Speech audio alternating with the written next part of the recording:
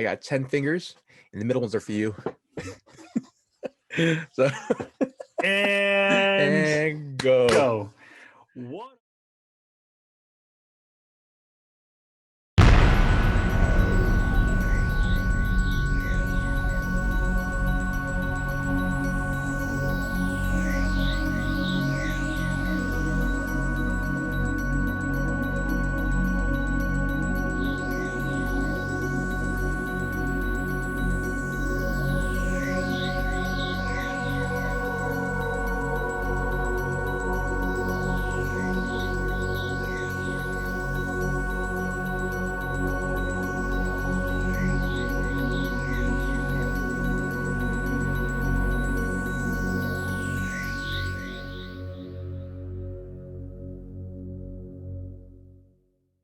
What up, ladies and gentlemen?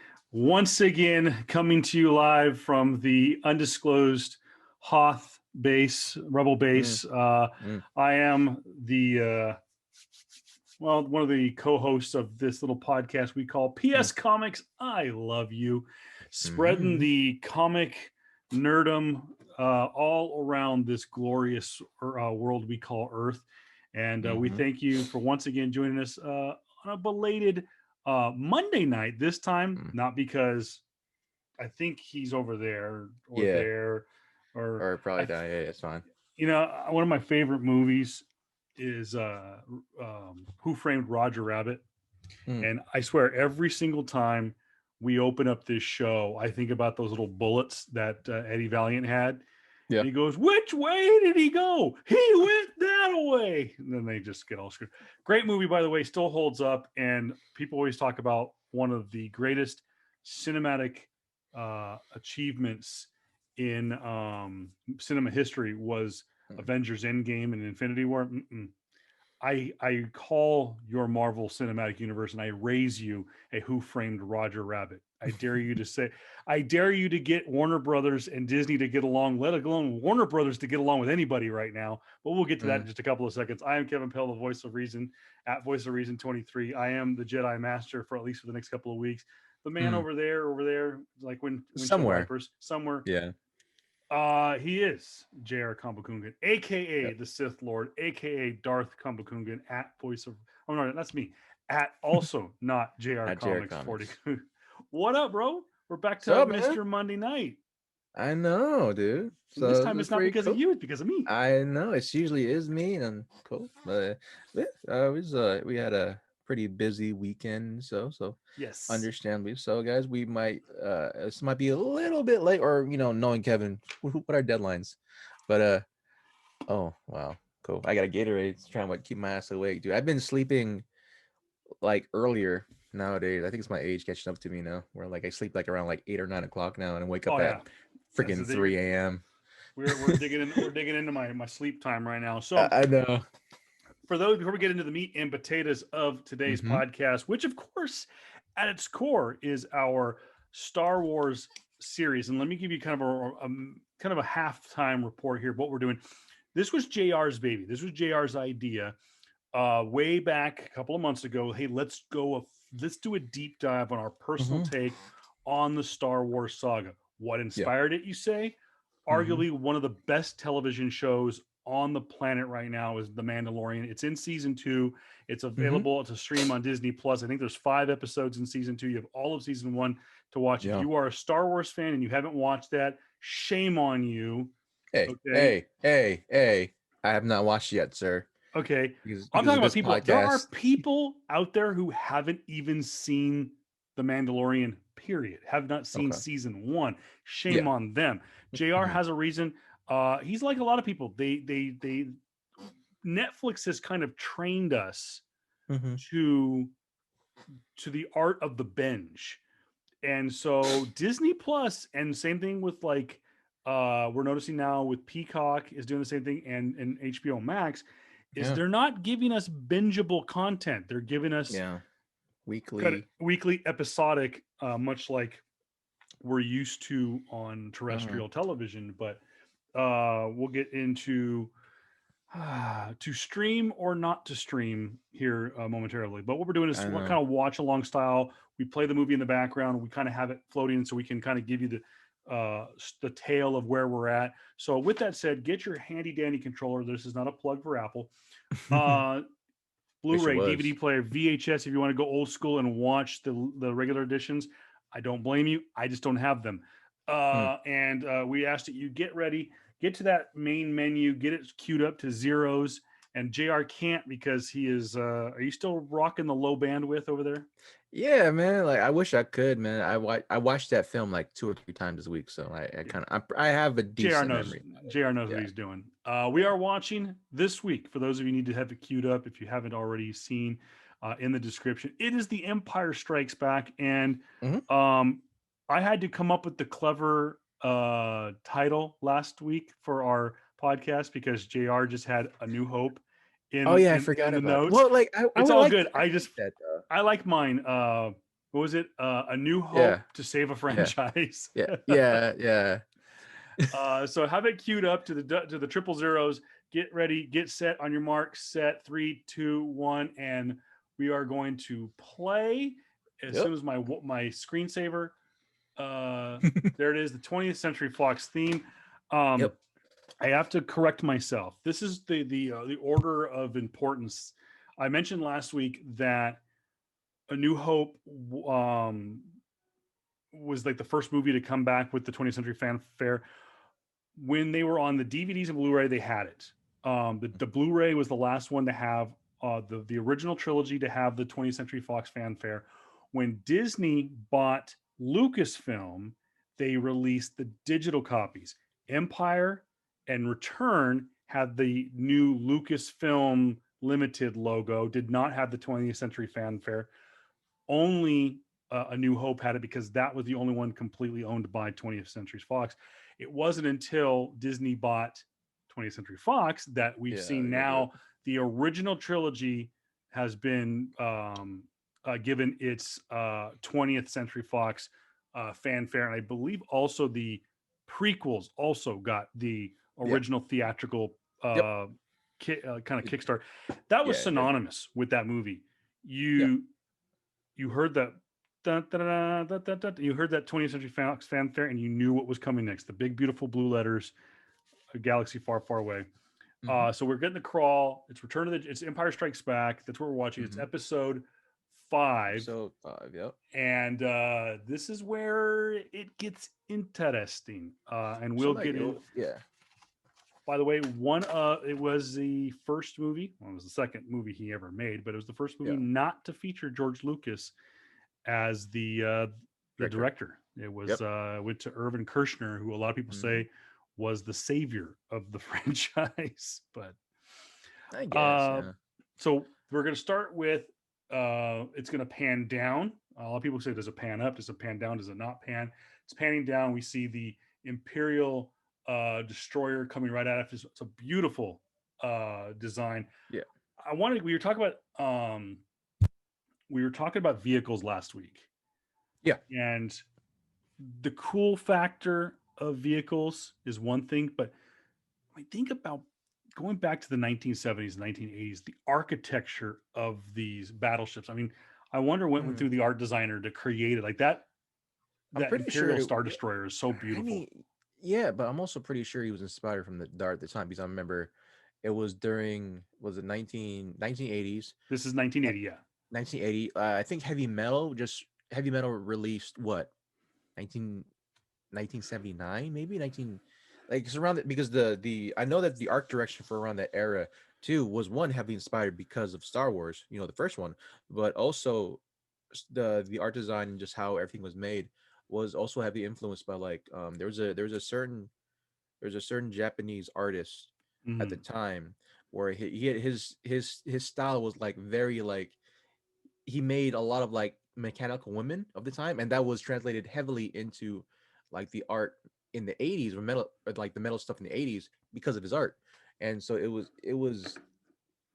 the architecture was was like a product of its time per se, right? And you see a lot of these like sharp edges, you see a lot of this like just heavy mechanical stuff.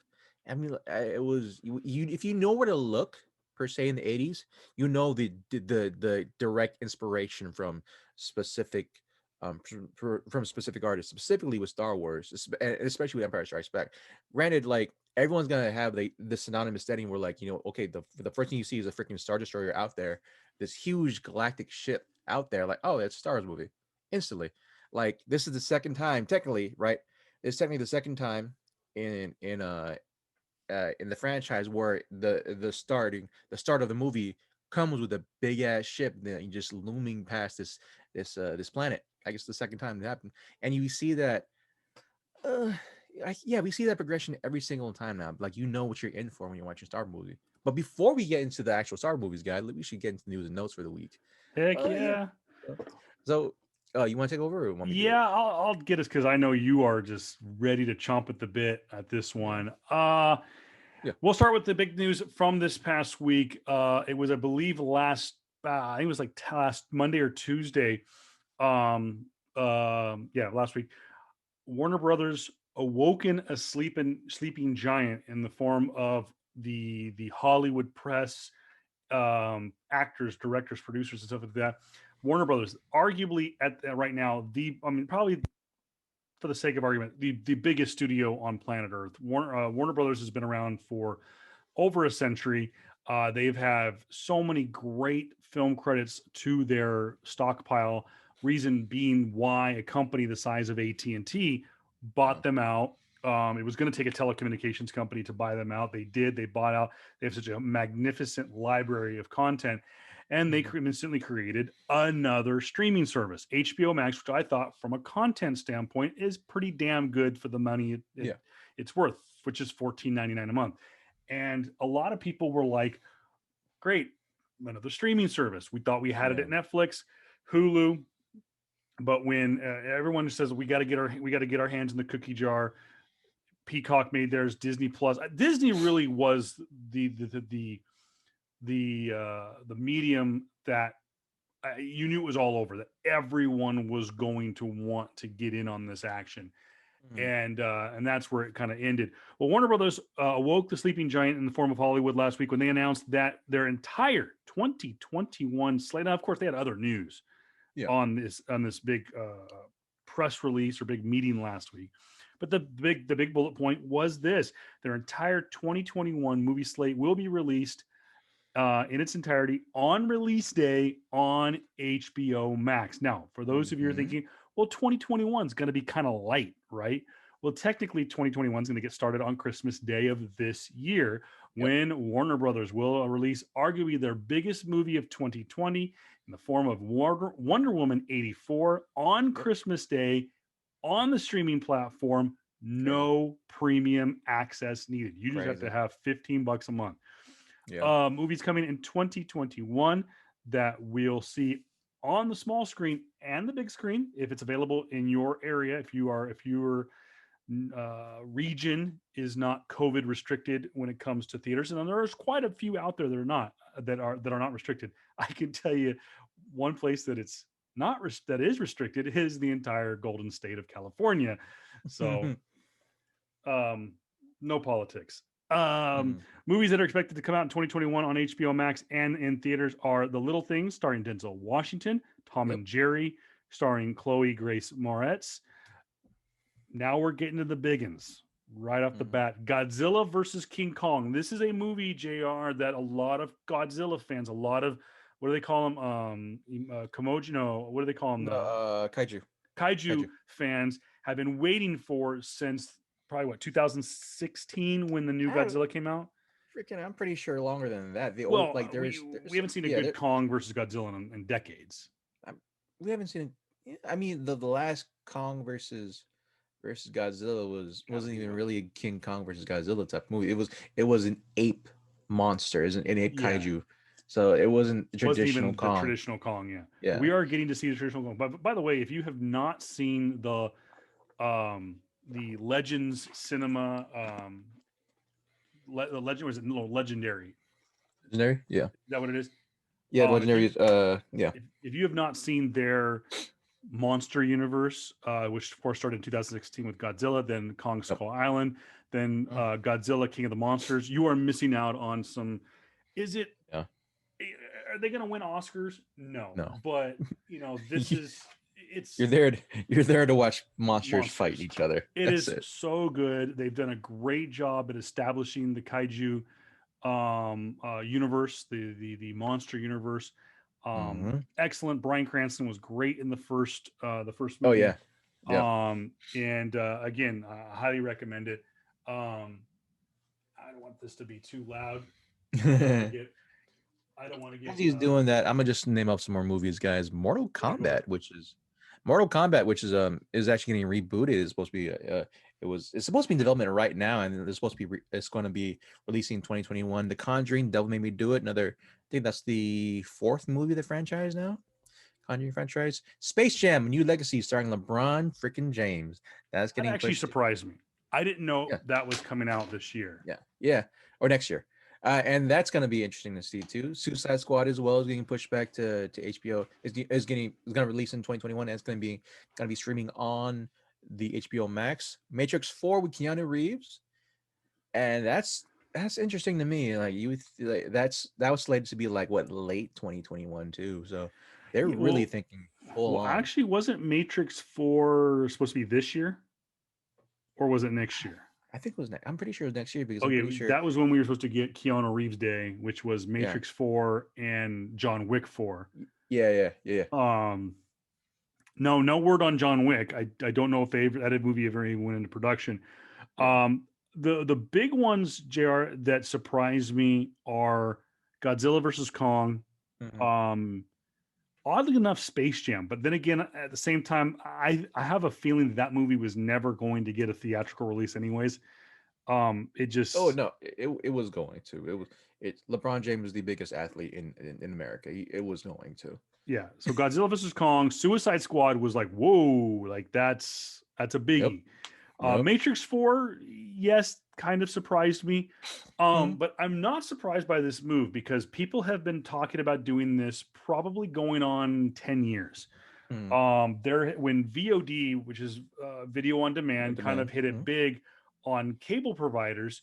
Um, there was been talk about would people pay extra on their cable bill per month and get access day of for first run movies. And for those who know the lingo, first run movies are this list right here: Mhm. Kong versus Godzilla, The Suicide Squad, Matrix 4, Wonder Woman 84. Those are first run movies. Those are movies that are going to be seen in theater, designed to be seen in theater, are budgeted to be seen in theater. But we've seen them doing a test run because, other than those kinds of movies, people don't go to the theaters. You Yeah. see a bump about this time of year for holiday movies. You see a few tent poles around Christmas, and you see the Oscar movies come out, the Yeah. artistic movies Yeah. come about this time of year. So you see a little bump during the holidays, but really and truly, theaters have been on the decline for what, 10, 15 years, maybe longer than that. Yeah. So anyone that wants to say that streaming is killing the theater business, I mean, COVID's killing the theater business because you just can't go. Yeah. But I mean, they've been talking about doing this for years, and Warner Yeah. Brothers just had the balls to freaking do it. I mean, yeah. One it's kind of crazy. Like we all knew this was kind of coming too. Just the sheer the last 5 years specifically has been pretty telling of how movie going is gonna be because like we even look at just regular TV. If movies go by the wayside like how TV is going, you could stream everything now off of streaming websites. You can stream any TV show. You can stream any. You can even stream live games, right? Like sports games Yeah, on your device of choice. And so all it really is just picking a certain bundle of networks to work for you. I mean, the Sony has there's its own bundle network. Microsoft has I think its own bundle network. You could have Roku and you can look up live sports and all this other stuff. So like it's not so far fetched to think that movies are going to go the exact same way. You just pick a certain streaming website. It'll have their own type of bundling where you can watch certain movies earlier. And like I feel like it was gonna happen eventually. Just COVID just really just put the pedal to the gas on that type of standing. Go ahead.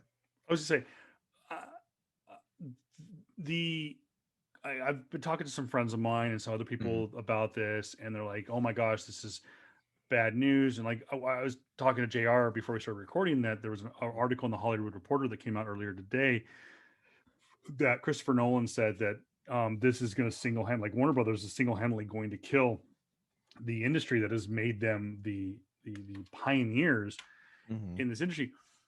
And I see where he's coming from. Yeah. I see where, but here's the thing: what do you expect Warner Brothers to do? I mean, you're naming. You've got 1, 2, 3, 4, 5, 6, 7, 8, 9 movies, not 10 movies, counting Wonder Woman starting this month. Mm-hmm. You have 10 movies, 10 more or less tentpole movies. Let's say Yeah. half of them are, but let's say 10 major releases in Yeah. over the next 12, 10 to 12 months. You mean to tell me that if we stay in the dire straits that we're in, because let's talk about this to kind of backtrack.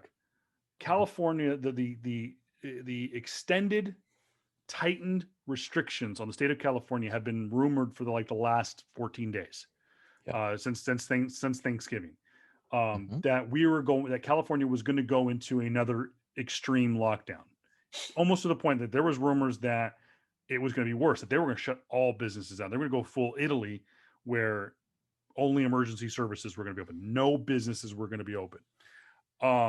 So there was talk about that. So Warner Brothers did the only thing they could think to. You just named the largest, most popular. I'm sorry, the most populous state in the United States, the Mm-hmm. sixth largest economy on planet Earth, and you just said you can't go to the movies for at least the next 3 weeks.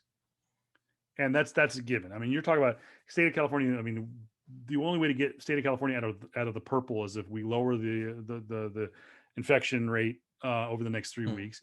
But even then, we're not going to jump right into yellow and go Yeah. We're back to not. the movies. So you have to assume that California is not going back to the theaters. Mm-hmm. What, 3, 4, 5 months maybe? Yeah. Yeah. So the most populous state in the United States, the sixth largest economy on the planet, isn't going to the theaters for at least 6 months. You can't sit there and tell me that Warner Brothers is going to delay at least Wonder Woman another 6 months. They're not going Yeah. to. No. So, JR, I present to you this. I know hypotheticals are difficult because you're not in the proper mindset. Yeah. But let's go with this. No COVID. Mm. No COVID. And Warner Brothers is going to release Wonder Woman this Friday, okay, which would be the 11th, December 11th. Yep. Okay, I think that's what we have it on. Anyways, it's going to come out Yep. this Friday instead of December 25th. Okay. No streaming. Oh, you know what? Take that back. I take that back. It's going to get released in the theaters, full release, IMAX, THK, just full board. You're going to see it on a big screen. Okay. And it's going to be available on HBO Max. Mm-hmm. Where do you go? HBO Max. See, now I'm torn. Now, I never saw a Wonder Woman in theaters the first time. I saw it on the small screen, but that's a type of movie that needs to be seen. I probably would go, me personally, I'd go, I kind of want to see it in the theater. Now, okay, let's go down the list. Godzilla versus Kong. Let's say it's coming out this Friday. You have an option to either see it on HBO Max. No COVID. No COVID. COVID never existed. Yeah. Godzilla versus Kong is coming out on Friday, both on HBO Max and the big screen. That I can probably, because I could probably watch maybe HBO Max, but at the same time I could probably watch in theaters. It's just more so like the reason why I don't want to watch Wonder Woman in the theaters is because there's gonna be that one freaking asshole that like is gonna freaking talk through everything that's happened through nearly every superhero movie I've watched in the theaters. That's just my own personal preference, but like it's a Godzilla movie. Yeah, I'm there to watch. I'm there to watch. I'm there to watch it on a huge ass screen and like just have Godzilla's roar blaring through my eardrums. Right, I need to hear that. Right, So, that's one of them. But like at the same time, I feel like I would probably watch Godzilla King Kong versus King Kong maybe a month after it released. Still in theaters, absolutely, but that's just my own yes. personal. Now, it should be noted that this Warner Brothers deal, Warner Brothers is going to release these movies on the small screen and the big screen on the release date. However, at the end of 31 days, it will come off of HBO Max. Now, mind you, Mhm. it's only going to be available on HBO Max. No VOD, no digital download. This is strictly a HBO Max streaming. You can watch it as many times as you want. You can watch it back to Yeah. back to back to back. Oh, who gives a shit? Okay, but Mhm. after 31 days, it's It's gone. exclusive back to the theater.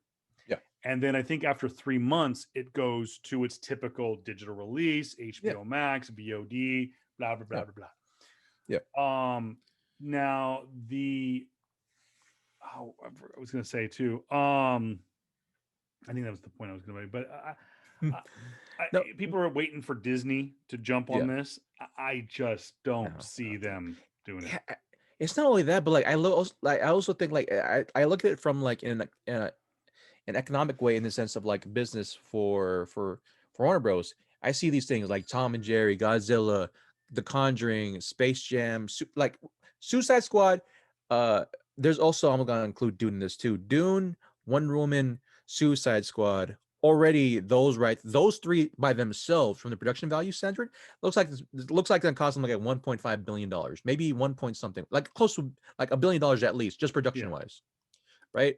So you're basing on telling me like if it was my ass on the line, right? You want me to lose $1 billion because people aren't gonna watch my movie, Forgot about the right? Super Destroyer. Sorry, Oh yeah, yeah, the Imperial Super Destroyer. Because I remember that I love this thing. Just so we can bring it back to context real yeah. quick. To Empire, Mhm. I never thought I'd see an Imperial Destroyer dwarfed by a larger starship until you see Oh this yeah, the Imperial Super Destroyer, which of oh course yeah. is the housing unit Darth Vader. for Darth Vader because Mhm. his battleship, the Death Star, has been obliterated. It is Yeah, no longer. Anyways, so yeah. Just kind of fall back and like just looking at three of these movies, man. Three to four, all these movies there are probably gonna cost you like 1.5 billion just for production wise, right? When you add in advertisement, yeah. like how are you gonna recoup that? Right, like you want okay, we're gonna sell it, we're gonna put it into a movie, right? Where at max maybe 20 people sees it per session. Yeah, you got to Like take into that's consideration that yeah, even best case scenario, most of America's theaters are still at a 20 to 25% capacity, yeah. max capacity.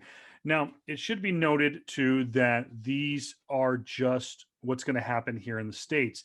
Mm, We do know that as far as I've read, Warner Brothers still plans to release these movies at their normal scheduled date elsewhere. internationally. These Mhm. movies, by the way, yeah, they make a killing in the United States. They probably will make their money back on a domestic release. Mm, But you take the domestic release out, these movies still make a killing overseas, most notably China. China. So these movies now, Mulan did not do well in China. There's That reasons was for that. kind of to be expected. It's a There's reasons movie. for that. It's a propaganda, or some people looked at it as a propaganda movie uh, for and by the Chinese, and the Chinese didn't buy it.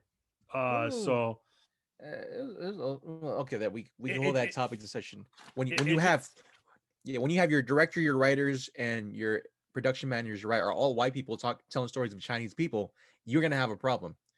So there's that topic too. So yeah. Um, speaking of directors, I have to give a shout out.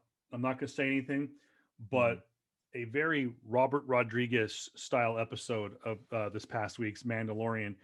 Mm. Uh, maybe because that's right, the famed director did direct. Robert Rodriguez, the man who, of course, helmed the. I just had to throw this in. I just kind of reminded me what JR Mm. said.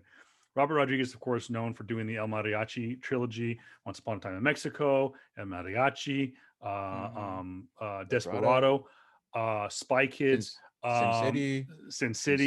City. Those movies. He's, of course, Quentin Tarantino's and Kevin Mm-hmm. Smith's like best friend. Mm-hmm. He did an episode of The Mandalorian. He did this past week's, by the way, such a Robert Rodriguez episode. It was so good. Um, Again, JR, I can't wait for you to watch this season. Stop talking Um, about it, man. Stop talking I about it, know, bro. but I'm just saying I had I'm to bring about it to up just go because watch it right now. I was sitting there like there was something different about this episode, and I know that Mandalorian season one had a kind of a round table of um of only about 5 directors. This one we've seen them branch out. I know that what's his name? The guy that plays was it Carl John Weathers? Favreau. No. The guy that's Buddy. He was the guy that gave the bounty out. Oh, oh yeah. Anyways, one of the actors Yeah, got to direct an episode, and of course, we yeah. saw Dave Filoni uh, did 2 weeks ago, the weekend of Thanksgiving. So, Mm, nonetheless, just again, shout out Robert Rodriguez did a great job on this past week's mm. Mandalorian. So, guys, we can get into this whole discussion about HBO Max, and I'm sure we'll get into a streaming wars Yeah, episode eventually. because, but I give this move a C plus. It's good for the consumer. 15 Mm, bucks. Basically, he's would have bought one ticket to go see these movies in the theater. So if you're a family going to see yeah. movies like Tom and Jerry, Space Jam, Wonder um, Woman. Wonder Woman, Wonder a Woman. great job for us, like hardcore fans. Movies like Godzilla versus Kong, Mortal Kombat, The Hmm. Conjuring, Suicide Squad, The Matrix, Dune. We were probably going to go see those by ourselves, but in a Yeah. group. I know, like us, the two of us, we typically have gone to see these movies with the crew from Asylum, but Hmm. still, we're looking at just alone that ticket's $25 to Yeah. go see these tentpole movies. Um, this is a Yeah. steal. This is a consumer win, and I get it. Big business is going to take a Hmm. hit. I know this. I know again, if you have a chance, the Hollywood Reporter article does kind of slam Warner Brothers and saying that a lot of these companies are heavily leaning on their streaming divisions, and we're seeing that with Disney because really that's the only thing that Disney's turning out right now. Hmm. So again, we'll have to do a whole streaming wars.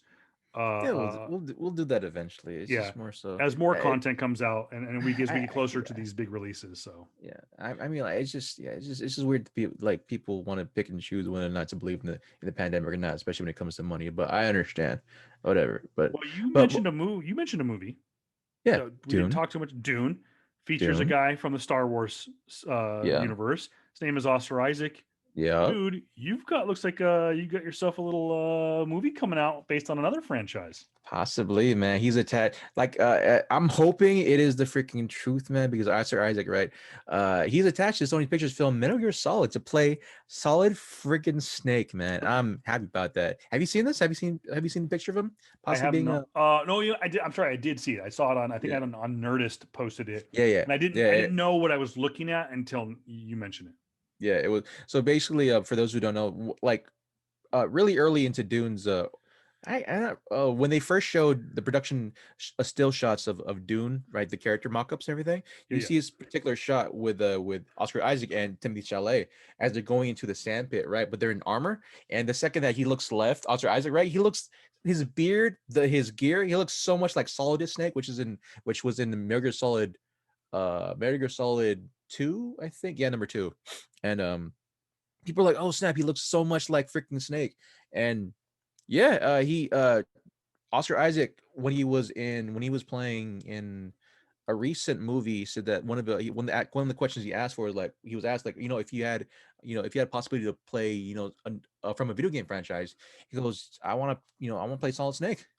He's like, I want to put my hat to Solid Snake, and he's attached to it. They Nerdist put out an article saying that, no, Deadline, that's Deadline, or Deadspin, one of those company, one of those. We'll get the right article out there, but they said that he is attached to the Metal Gear Solid franchise now, the movie, and I am freaking excited, dude. It's Oh based off the heck long yeah! running franchise game. It is based off the long running franchise game that dealt with tactical espionage and close quarter combat.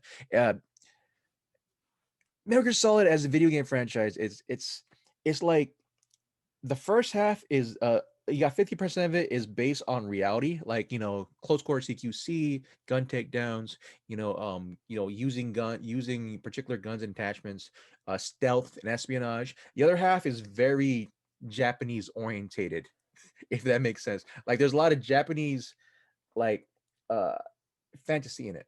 A lot Hmm. of Japanese anime inspired crazy stuff, right? And like, I'm all for it, dude. I like it, man.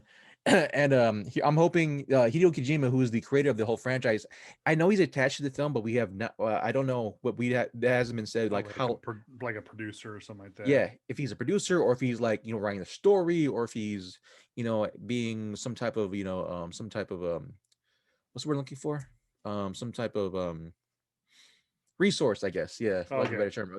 Some type of resource for them to to kind of fall back on and have any type of say down. But yeah, I thought that was cool, man. I thought that was cool.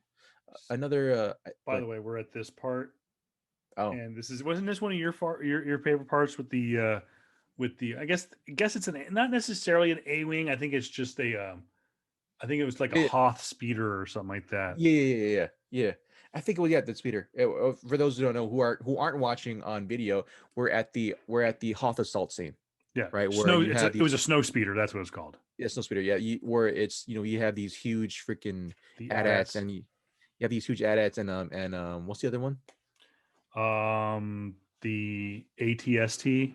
Yeah, ATST. There you go. I don't know if the two-legged walkers are in this. There. So, but I promised you a story. I don't know if I told this last week or not, but my cousin had a scale model of the AT-ATs. And I'm going, if you're not watching on YouTube, shame on you. If you're listening to the audio version on the podcast platforms, we're talking about the four-legged walkers, the big metal walkers. You've seen them in Rogue One. You've seen them in Empire Strikes Back.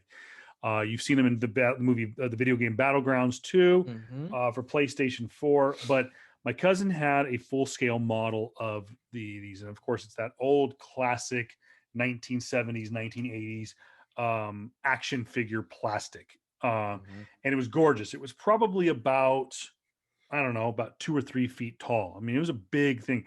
And he had it very meticulously put into his closet when he didn't have it out in his bedroom. And I remember my other cousin, his younger brother, were playing around in his bedroom, and we were trying to find a video game system in his closet, and we reached up for it and we pulled it down, and it came tumbling down on top of the AT-AT and crushed it and destroyed it.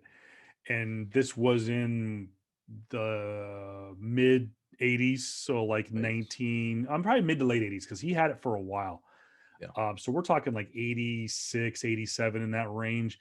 So we're talking over 30 years later, he still does not let me forget that, and nor do I expect him ever to let me forget that. But that's one of the cool, again, such a cool looking device. And I always, it's one of my many things is I would love to meet with George Lucas and or the art director or the not the art director, but the guy who designed the ships and stuff like that, and say, what was your inspiration? And like you said, there is a lot of Asian or Chinese kind of angles to it and stuff like that, but very neat. So again, going back to what JR was talking about, Metal Gear Solid coming to well, it's optioned. It's not like in production or anything. It's they're going to it's early production. So it's pre-production, and they've signed Oscar Isaac to be the lead. So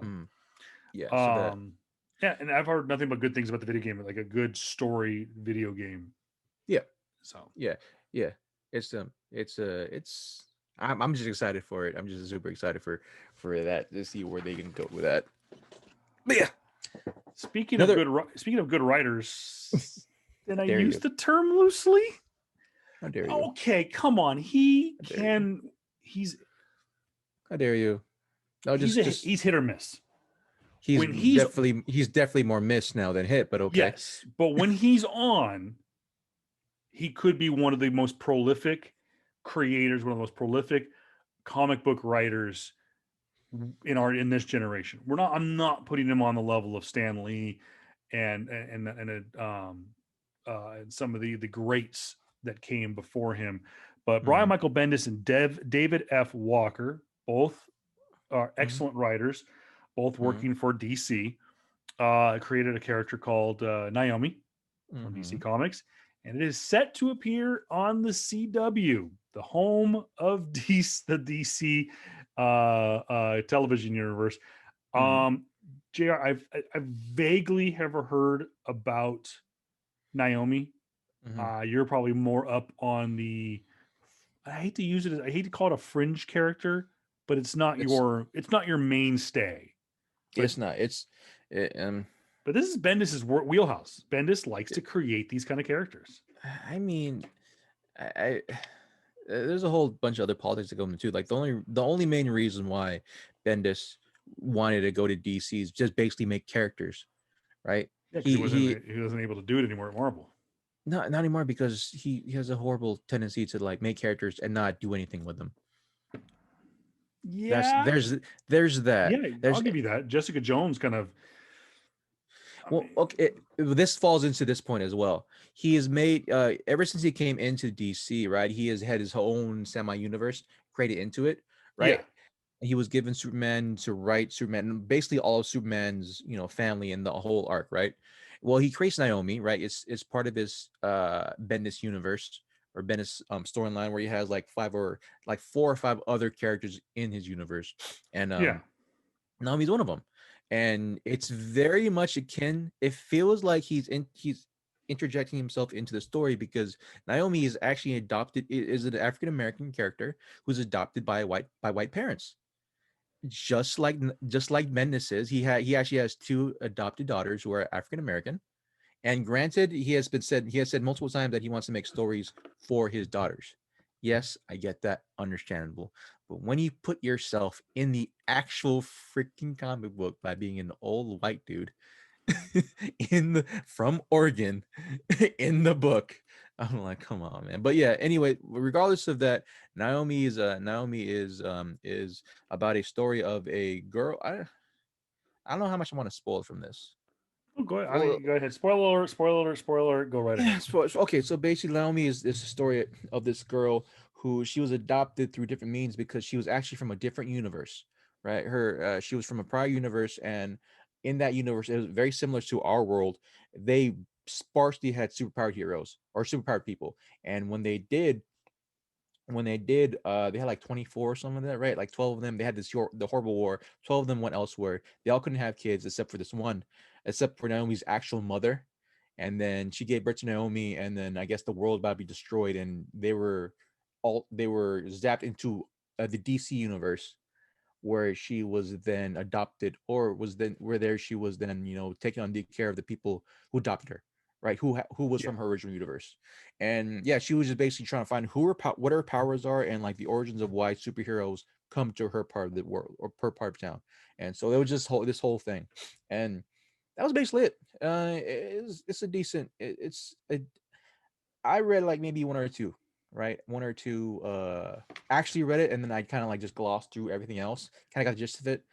It was. I don't think I collected Naomi because I did. I did a little bit. Like it went up crazy one time because it was one of Benz's first characters that he made in the DC universe, and so I got a couple of copies of it.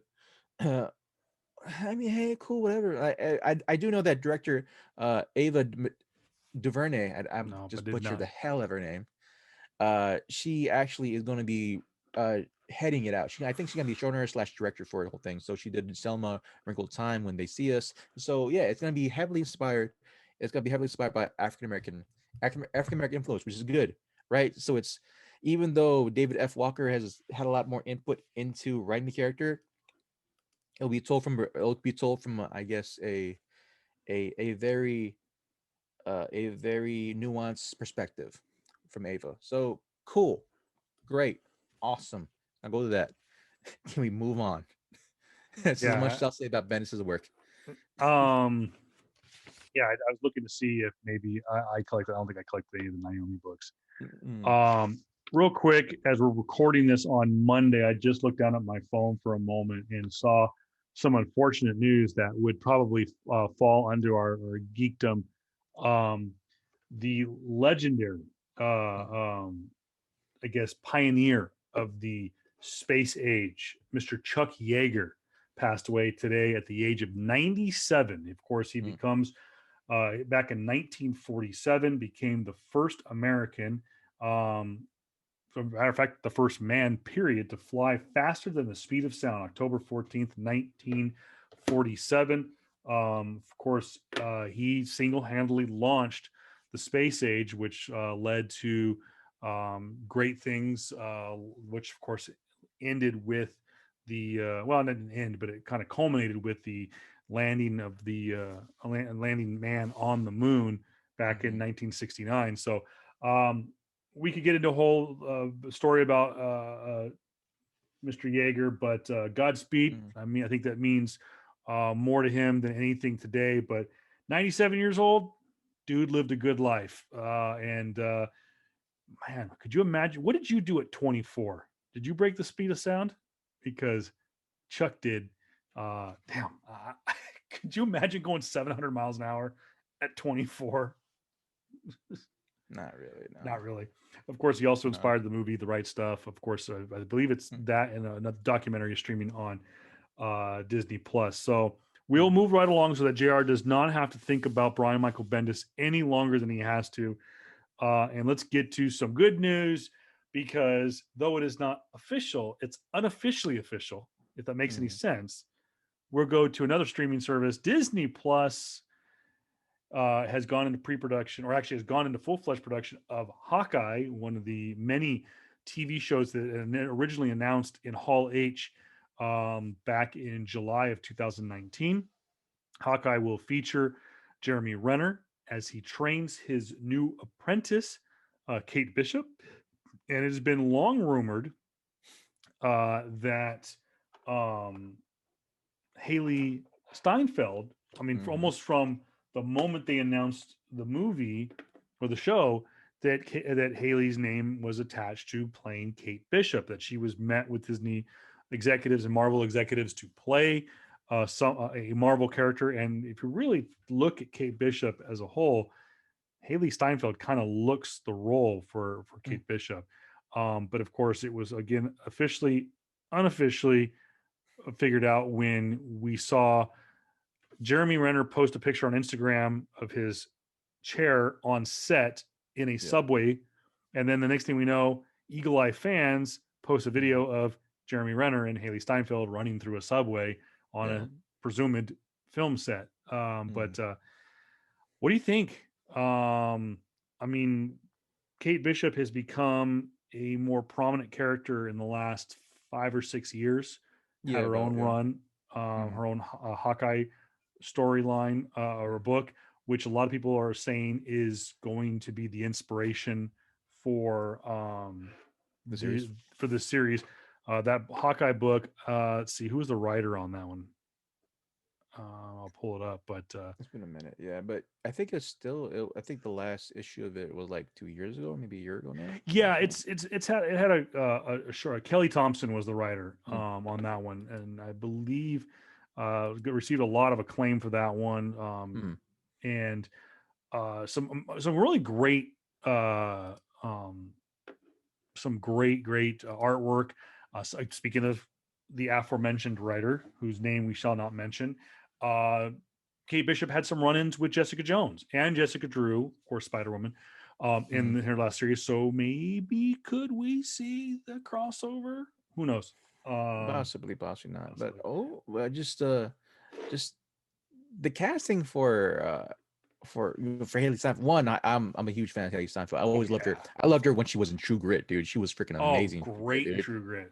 Oh my gosh, dude, she just to be on screen with freaking with Matt Damon, as well as I forgot his name, man. His name escapes me in the moment, but the old man, basically, just be on to be with those two giants on screen, but then at the same time hold, like, not just hold her own, but like kind of push them to kind of meet her level, was amazing. Yeah, yeah. I'm like, I've been a fan of Haley Steinfeld for a while now, and so just her in that one, her in the more, I loved her in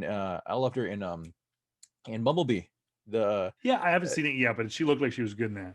it was actually a good freaking it was a Yeah, good, it looks it was good. the second that you give Transformers to a different director that is not Michael Bay, it Michael Bay. becomes a good movie. It becomes a good movie. So I just it was a good movie. It was had a lot more heart, and so yeah, I'm glad that she's in the MCU. I really am, because she brings a lot of credibility, specifically because it's when it comes to young actors per se, right?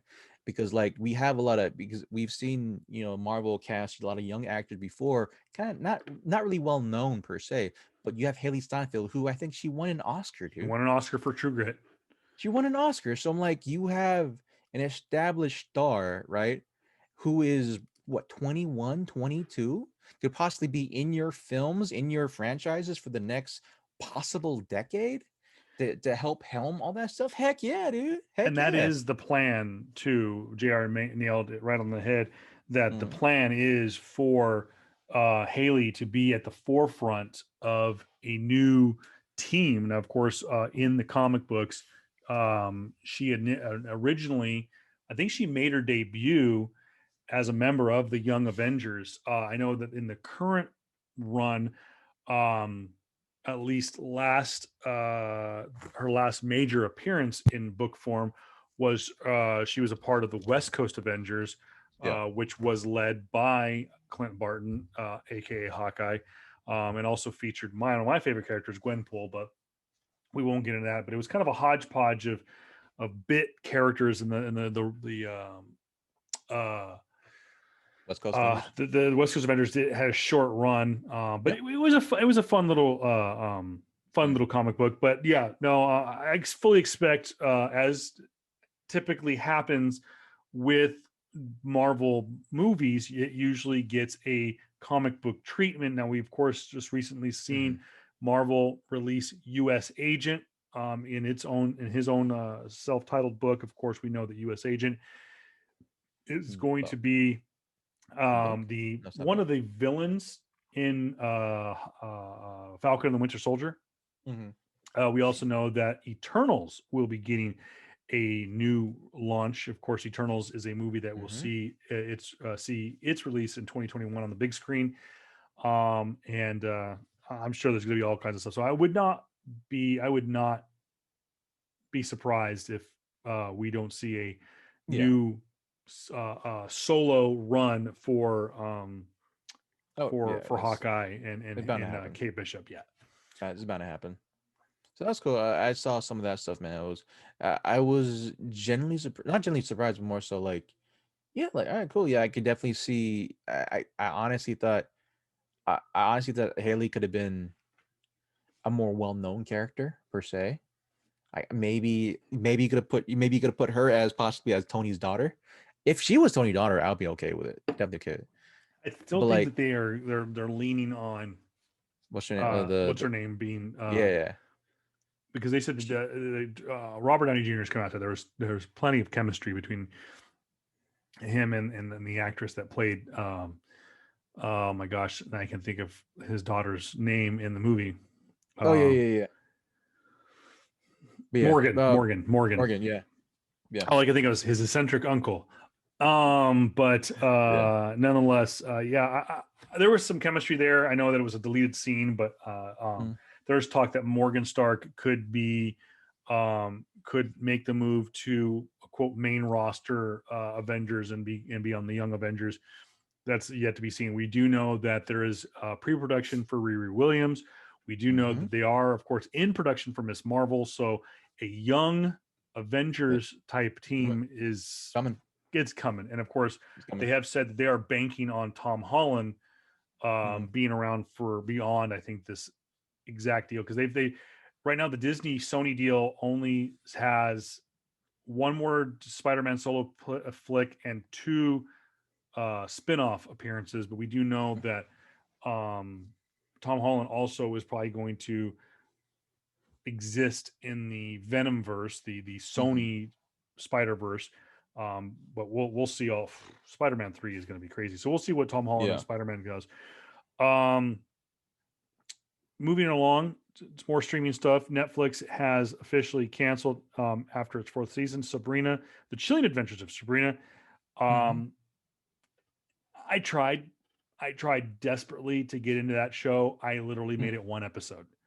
mm, Uh, didn't like it. Couldn't stand it. Those who follow me on social media know that um, there's no secret. I'm a religious person. mm. I'm a Christian and believe in God and Jesus Christ. But I can get down with my bad self. Mm-hmm. The Chilling Adventures of Sabrina, whew, that toted a heavy line for me. It was a little too dark for my taste, and I wanted to like it because I Mm-hmm. knew it was going to do the crossover with Riverdale, and I really liked the actress that played Sabrina. It looked Mm-hmm. like the comic book Sabrina, but Mm. they just pushed it too far on in some Eh, cases. But well, you only watch the first episode. I will say that, I know, and maybe I'll go back and and just and skip and episode and one and go into. and I'll say this: they push it farther than that. Oh, I've seen some clips. I I've seen mean, some okay, stills and stuff, but I guess, man. Like, I'm not religious anymore, and so just that didn't bother me. Like, I saw, like, it made it. It was a little. I I'm guess, not. I mean, when you have witchcraft in the thing, for the longest freaking time, yeah, religion and witchcraft. There's like the pagan things, Yeah, whatever, right? But at the same time, like, okay, off. I'll be off my thing a little bit, my pedestal a little bit. If you're really about that Christian life, then we should, at this point, then, as a Christian who believes that you shouldn't be celebrating Christmas then, because that's it's the a winter pagan solstice. holiday.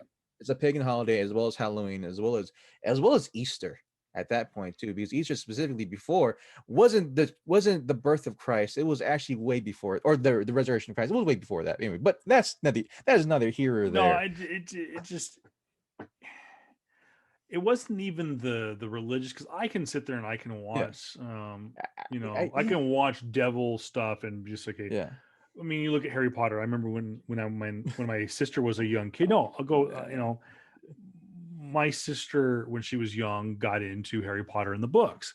My mm-hmm. grandmother, who was a devout Christian, um, That's did magic. not quite appreciate Mm-hmm. Harry Potter because she just saw it simply as witchcraft.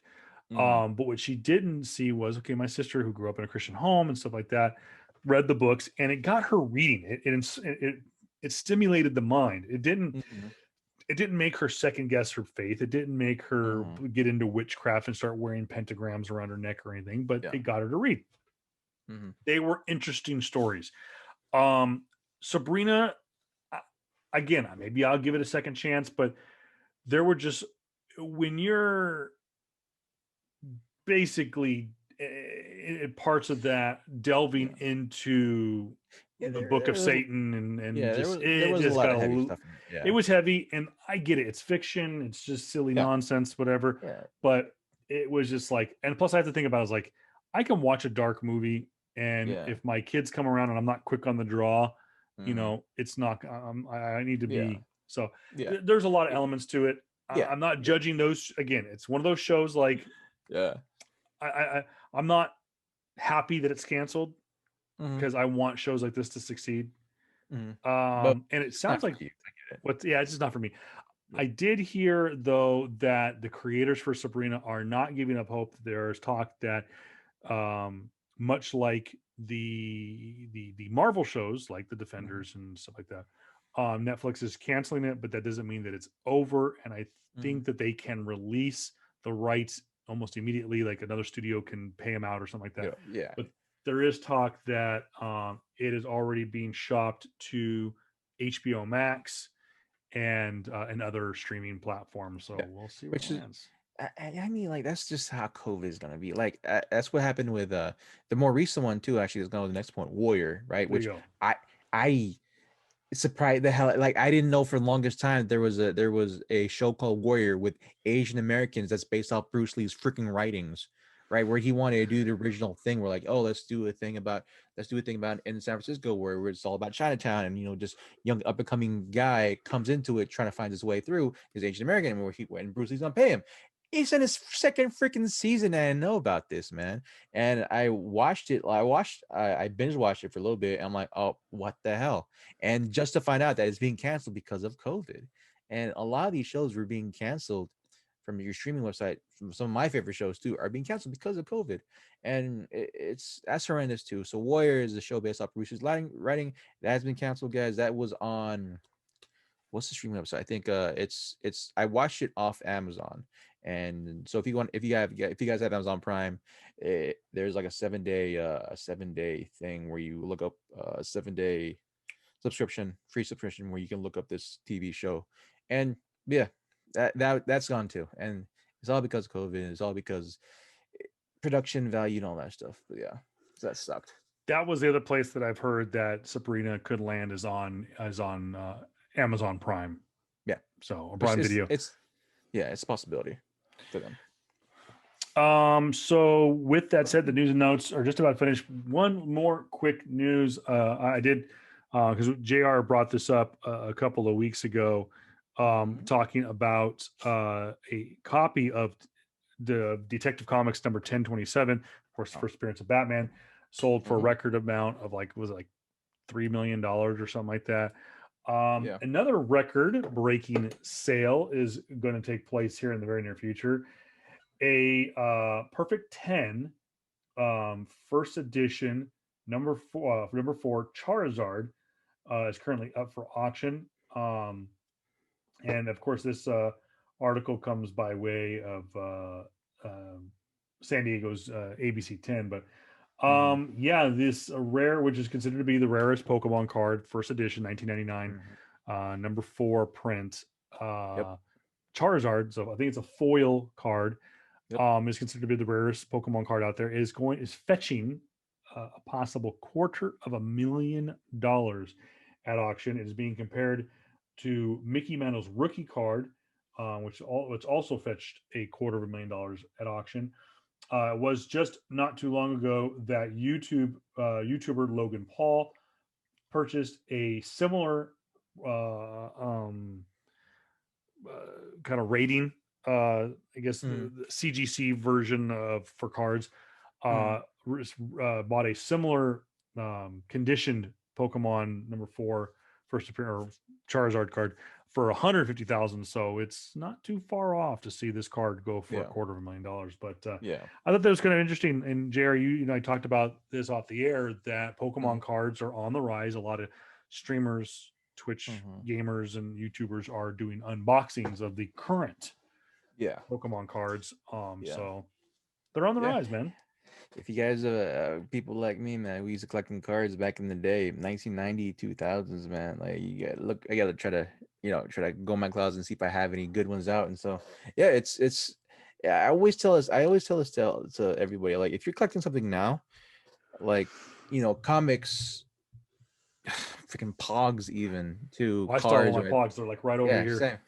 Like all that stuff, right? It's gonna hold some type of intrinsic value eventually. Just don't know how long. Specifically with Pokemon cards, they didn't hit until literally 10 years after they initially, until they initially came out. And so, it's just more so you gotta understand the trends. And people like you and me who grew up with those things will grow older.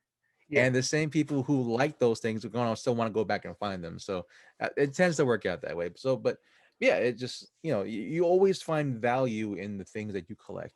It's just that you gotta look for the people who value them as well. That's it. That's all collecting really is, guys. So there you go. That's my I highly recommend going back and watching our collecting episode. I think it's like episode 2 or 3.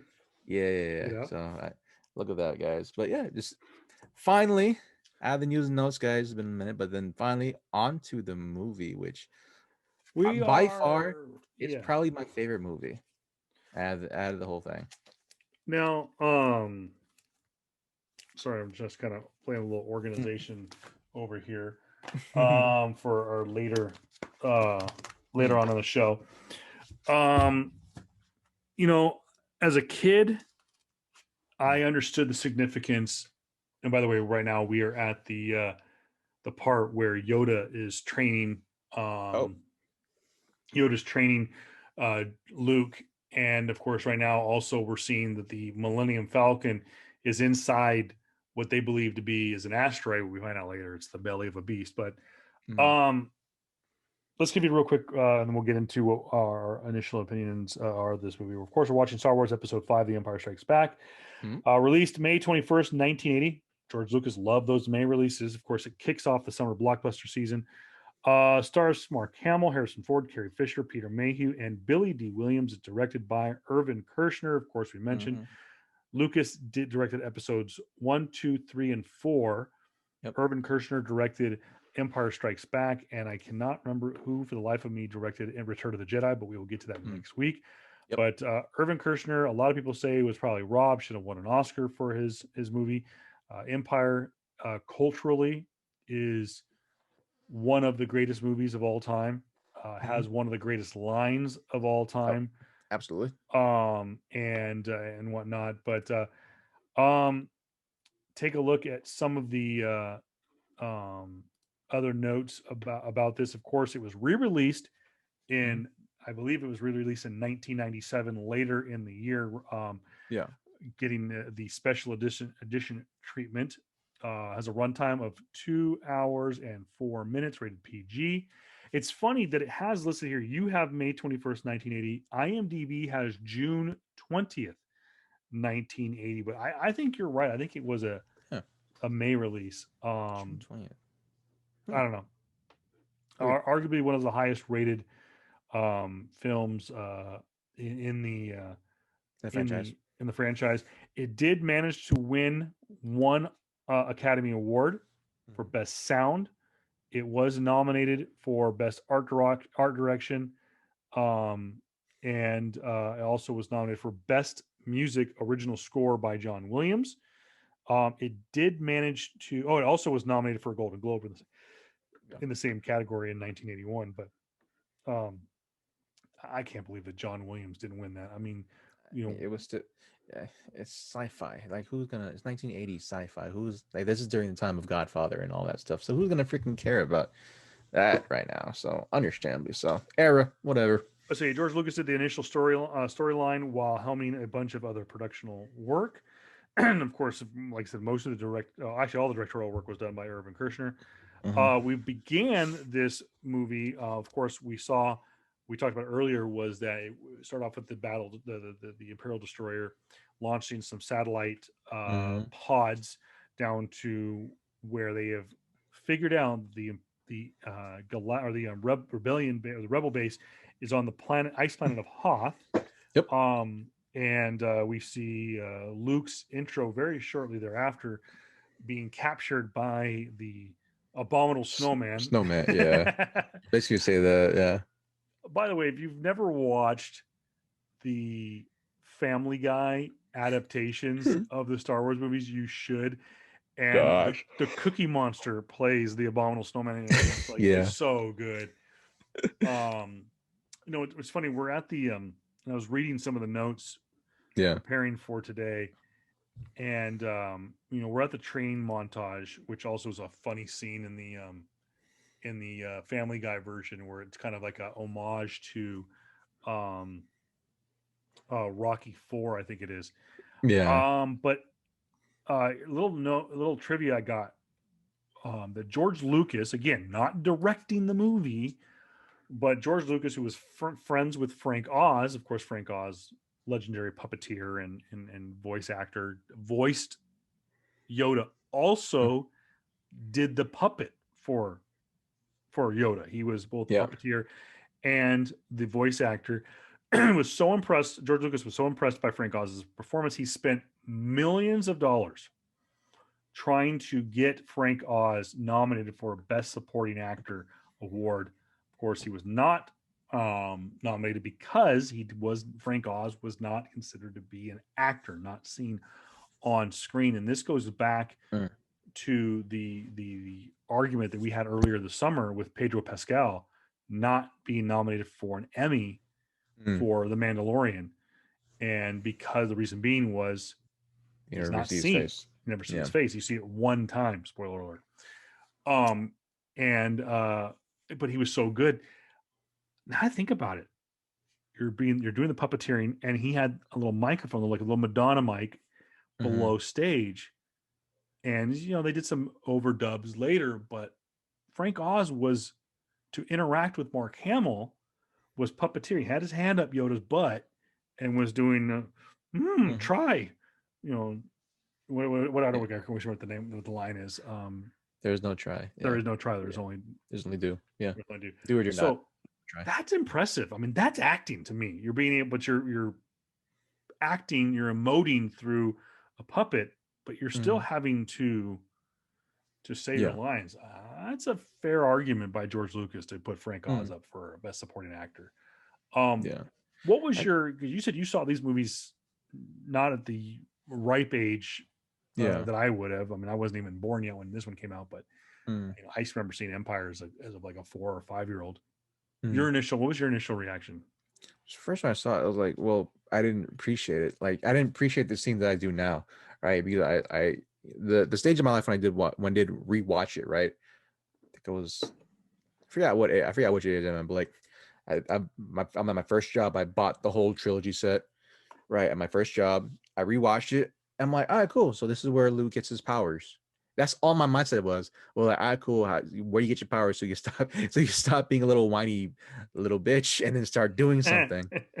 That was my whole thought process. Like, dude, we had the whole freaking first.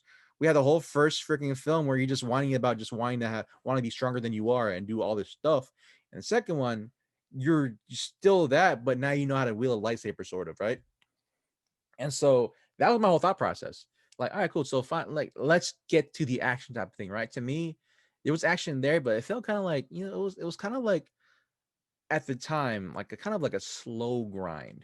It was like Yeah, there was stuff there, there's interactions there, so subtext, between Luke, Leia, and then Han and Leia, and there was subtext between all, just having, all these things kind of mesh, but like there was never really anything to keep me engaged outside of just dialogue, right? Because I wanted it was Star Wars. I wanted to see what it's all about. And then all I just saw was this freaking whiny little kid still be whiny, even after his freaking master legit just pulled up a freaking his X-wing out of the swamp after he said, "Oh, I can't do that. That's impossible." Oh, that's the reason why you'll never do it. Don't get out. And so that was my whole that was my whole thought process at the time. Looking back at it now, being hopefully a little bit wiser in age, just I like the nuances as well as just how how the second movie specifically contradicts the first movie in the sense of like specifically when you meet Yoda the first time, right? When yeah. he actually Yoda, and I think I wrote a line in here, right, where he goes where Yoda goes for a long time, like when he's actually Yoda, this like he says this is the this one I for a long time have I watched all his life. He's always looked away to the future, to the horizon, never on his mind, never his mind on where he is, what he was doing. Adventure, ha. Excitement, ha. A Jedi craves not these things. You are reckless, and that's actually freaking true because up to that point, all Luke ever really wanted to do was get out of his freaking little hut town, Mm-hmm. little dump of farm, right out of the middle of nowhere, and that in this context, sees your usual kid who wants to do something more, right? And then you go to the second movie and you meet this Jedi master, or in this case, a mentor, saying, "But where are you right now? You're thinking about the future too Yeah. much. Where are you right now? Because if you don't know where you are right now, you'll never get to the future. And you are because of that, you're reckless." And like that to me, I appreciate that. On so many facets nowadays, we was like, yeah, we think we put too much of our we put too much of our mental anxiety and mental like tokens into what we can't get to if we don't appreciate what we have now. I'm like, yeah, absolutely freaking little, dude. When we're young, we're reckless and we don't know what we're doing. And so just having Yoda as a mentor there was a great proponent for me because like, yeah, who's gonna tell these young ass kids to like to not really to say, hey, just kind of you gotta stop. Yeah, take a second, look where you're at, and know even though you in order for you get to go where you're going to even in order for you to get to where you're going, you have to understand and listen to advice now. And we see how that plays out through the whole film, man. But yeah, when I first saw it, dude, I was like, dude, when are you gonna stop being a whiny little bitch and actually start doing something? Because that's where I was at the time. So This was also to talk about groundbreaking, um, kind of groundbreaking moves in a groundbreaking film that Empire was. Another little note about this was that George Lucas has always been, which is so funny considering who he sold his company to, mhm. that George Lucas wanted to be not rid of Hollywood, but he wanted to be on his own. He wanted to be an independent filmmaker, but he wanted to be a hugely successful independent filmmaker. Mm. And he decided to bankroll this entire movie himself. He put up Yep. $18 million. By the way, sorry, he didn't put up $18 million. The budget for the movie was $18 million. He put up part of it. He got a bank loan for the rest. Yep. Lucas recovered his investment within 3 months of the movie's release. He then showed gratitude he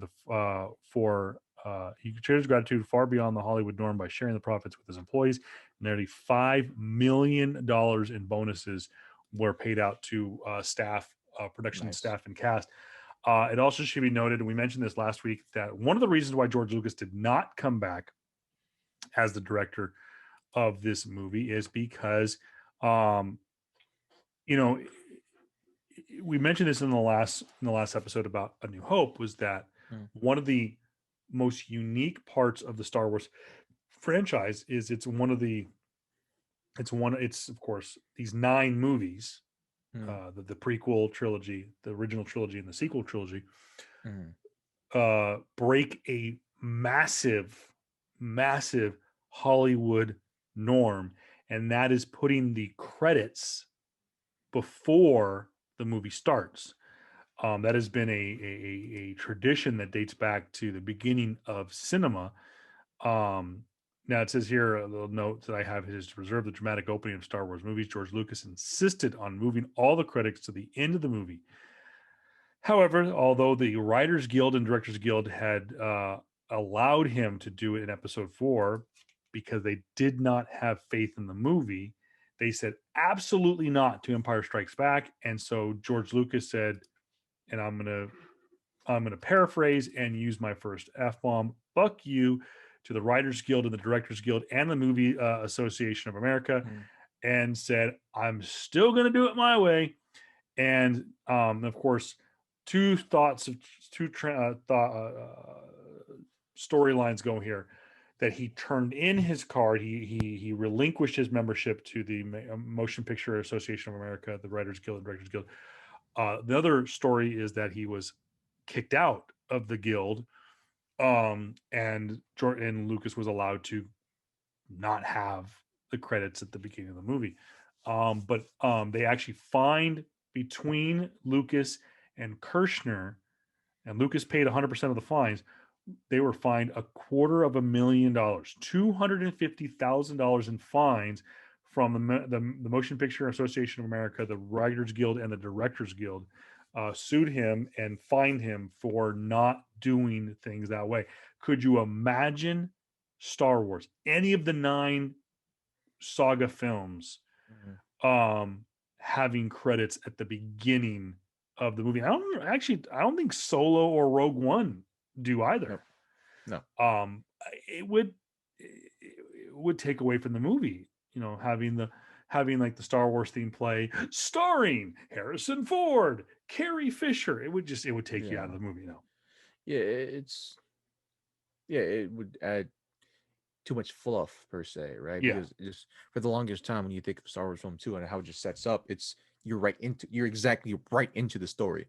And so it was again, like, it was ahead of its time, man. It was definitely ahead of its time where we're looking at so many different facets of it. And it's just how it is. It just sucks. It was ahead of its time. That's all we can really say. It was ahead of its time. It was engaging into different aspects of it. Like, trilogies weren't really a thing back then either, and so it was harkening back to doing a trilogy. It was all these things that Lucas has done to help propel and push the genre forward, not just sci-fi, but more so just storytelling and filmmaking. It would just push it forward, and we see it nowadays too. Like, granted, we still see a lot of like credits roll in the beginning of the films, but you don't see these incredulous freaking fines go to people for it. It's just how it is, man. So now think about it. I mean, we were just watching the opening to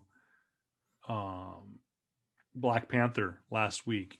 I'm starting to think of, like, I don't think the Marvel movies play a pre-movie credits. They do. They Oh, did okay, with Black okay, Panther. They did. okay. Oh, they did. Okay, I know Guardians did. Yeah. Um, Captain America, Captain Marvel. They all did. It's just more so like, I guess you just don't think about it, yeah. um, but nonetheless, yeah. The only one I think that they didn't do was Endgame. Like it wasn't I pre. don't think the original Avengers did either. I don't recall. I do know I'm that gonna have to go back it, and watch that this week. yeah. Yeah, I know that Endgame didn't do it because like they just went straight into it, and then like the second that it happened, them killing Thanos. I think no, actually, I take that No, back. I don't I remember. don't I think don't they put recall that. credits. I think there is no, which Yeah. is fine because looking back at it, the Mm. credits that they do at the end of the movie really made the May movie. Yeah. So you're right. I think Endgame did not do a pre-movie credit. So maybe Lucas was a game changer that and I think in those particular cases, I'm sure there's been other movies that have gone boom right into the movie. I think of Um, every Tarantino film. yeah, Not every well, time. I think of like I think he Kill does the Bill. credit. He does credits in. Yeah. He does do pre-movie credits in Pulp Fiction. Yeah, he did that. And He does I he think do it? Kill Bill 1 and Kill I've Bill only seen 2. Kill Bill 1 once. I've never I seen think Kill Bill yeah. 2. He definitely did it in Hateful Eight. That movie was a Kind of slog too. had to be. I still have not seen Hateful Eight, and I really want to It see it. I 3 hours. I know, 3 but hours, I bro. wanted to see it in the theater because I wanted to go see it. I think they were playing at the IMAX, or Yeah. there was a special scene. I wanted to go see it at go into LA and see it at 3 hours and an extended edition. There's an extended edition about oh it. my I'm like, gosh. Well, it's like they had an extended Peter Jackson released an extended edition of the friggin' Hobbit movies. yeah. Yeah. Um Oh, but actually, I, real quick to go back to it too. I need to go back to the training montage. Well, not really a montage, but just the training bits of it. Right? yeah. Is Luke does Luke train one time and is he a Jedi Master after that? Oh, I mean, we Let me don't answer that know. for you. Let me answer that for you. No, no. He doesn't train for a single freaking day and then knows how to use every aspect of the Force. Well, we don't know No. too. See, we we see that Empire Strikes Back, and yeah, I've seen other people argue that fact that he Mhm. trains for less than a day with Yoda, and all of a sudden, like, oh, give me a lightsaber, and I'm good to go. He hasn't trained for less than a day. You see in this specific aspect, there's a specific day night cycle that's going on. It's just that Yeah, like it looks like a day because we go straight to Leia, but they're off in a different freaking galaxy system, right? They're in a yeah. different. And so when we see back to Luke, it rained. He's in the house. He's eating. He's gone back to you would think that there's enough there to say there's a certain time frame where it goes on, right? Mhm. There's an extended amount of time where he has probably been there for a couple of days already. And He's been also there. too, he's not a he's not like he's a Jedi Knight. He's not a Jedi No. Master. He does not become. He does not even call himself a Jedi Master Mm. until Return of the Until Jedi. yeah, Jedi, not And even we Jedi. don't. He's a Jedi Knight in Return of the Jedi. Yeah, and we don't know what took place between the ending of Empire Strikes Back, which ends very traumatically for him, Mm-hmm. um, and what happens at the beginning of Return of the Jedi. We don't know how long that took place. It could have been a short amount of time because Yeah, we'll see next week that Han was in Carbonite at the beginning of Return of the for quite Jedi a while. Mm-hmm. for quite a while. So we don't know how long that was, but um, I just wanted to say when you do a proper freaking scene where it's training and you don't do it for just one scene, there's multiple scenes where they have where you have a mentor, an actual legitimate mentor, try to guide you through your path and do all these things. And granted, yes, I'm gonna have this exact same damn conversation when we're gonna watch Rise of Skywalker, as well as the other arcs in that film. Like you got to have someone who was an actual Jedi master, not someone yeah. who was Jedi, not someone who was Jedi sufficient, not someone who never freaking held a freaking sword, even they retconned it right through the original movie. It wasn't just like you had the dude train with the one of the greatest freaking Jedi of all time at Oh that yeah. point, and he's that Jedi's trained. for over 700 years, 800 years or so, somewhere in that time frame. And and Luke screws up. That's the thing that I want to get point. You screw up, but then you come back and you try to dust yourself up and do it better again. That's the one thing that I really wanted. Those certain nuances were lost within the newer franchises. Those certain nuances were just lost. Even with the prequel sequels, right? There was no actual training in that. So, Yeah. but neither here nor there. Where are you right now with the movie? Right now, we just saw the Millennium Falcon enter into Bespin airspace. Oh, This is where we are going to meet the first African American. Well, they're not American. Let's just call it what it is. They meet the first black guy in space, Lando Calrissian. I know that for so many years, that was a running joke slash like, hey, Lucas, what the hell? Kind of like a wake up moment in movies. But for the most part, that's what I love about Star Wars movies is we don't feel the necessity to be quote woke. It was almost like a running joke because Billy D. Williams is such a badass as Lando Calrissian. There doesn't need to be another black guy in the galaxy far, far away. But obviously in sequential order, obviously Mace Windu was before Lando, but I mean Billy D. Williams, I love him as Lando Calrissian. The suaveness, I mean, just everything about. I mean, that's what I love about George Lucas. He really can create iconic characters that you just look at them and you just go like, ah, dang, man, this is a badass. I mean, I just don't think of anybody else that could have played any of these characters. And I remember there's only about a handful of. I like the asteroid scene with the Millennium Falcon when they go into the asteroid, and of course they're like, "This is no, it's not an asteroid. It's not an asteroid. This is not a cave." And he takes off, and of course the biting. Of course, it's even funnier if you've seen the Family Guy version.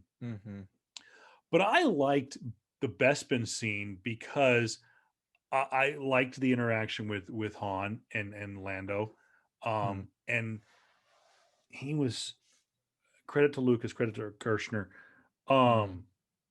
You introduce a character like Lando Calrissian. They've only done 1.5 movies because this is almost to the tail end of the movie.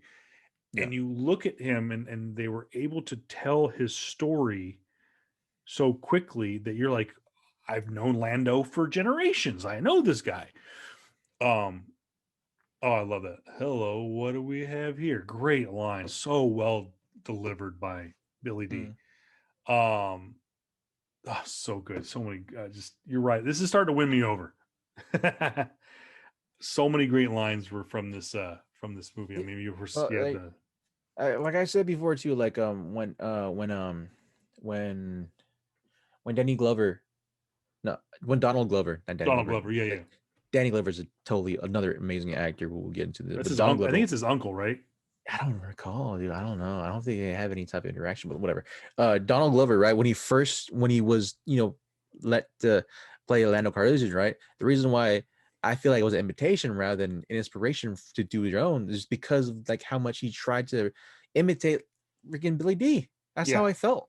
Like he's really trying to, and that's cool. He's trying to method act, right? He wants to understand how Lando, felt, how he moved, how he would do things, right? And that's fine. But there was never really for me an honest take, like a Donald Glover take on Lando Calrissian, which even though he still had that charisma and swag to him, man, and just swagger about him, it felt like, all right, cool. He's really trying to do Billy D. Williams. That's what it felt like to me. Granted, people will say that's the best part of the film. But like for me, I'm like, it's dishonest because like, okay, you're kind of just like, restraining the acting skills of Donald Glover. Like, come on, dude. Like I really want him to nail his version, particularly of Lando Calrissian out of the park, because I know damn well how charismatic, how quippy Donald Glover can be. And so that's how it felt to me. So when we see Billy D. Williams here, I'm like, all right, cool. He's doing his best. He's been doing his best Donald Glover.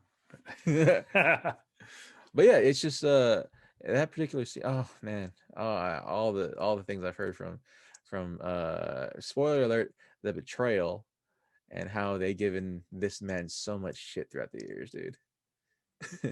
Of course, now we see the first time ever we've seen a Force ghost. It's Ben Mhm. Kenobi, Obi-Wan, Oh yeah, coming yeah. back to speak with young Luke, Hmm. the Padawan to Yoda. Hmm. And You see, can't there's run. other He's too old. finish what I've begun. You have my word.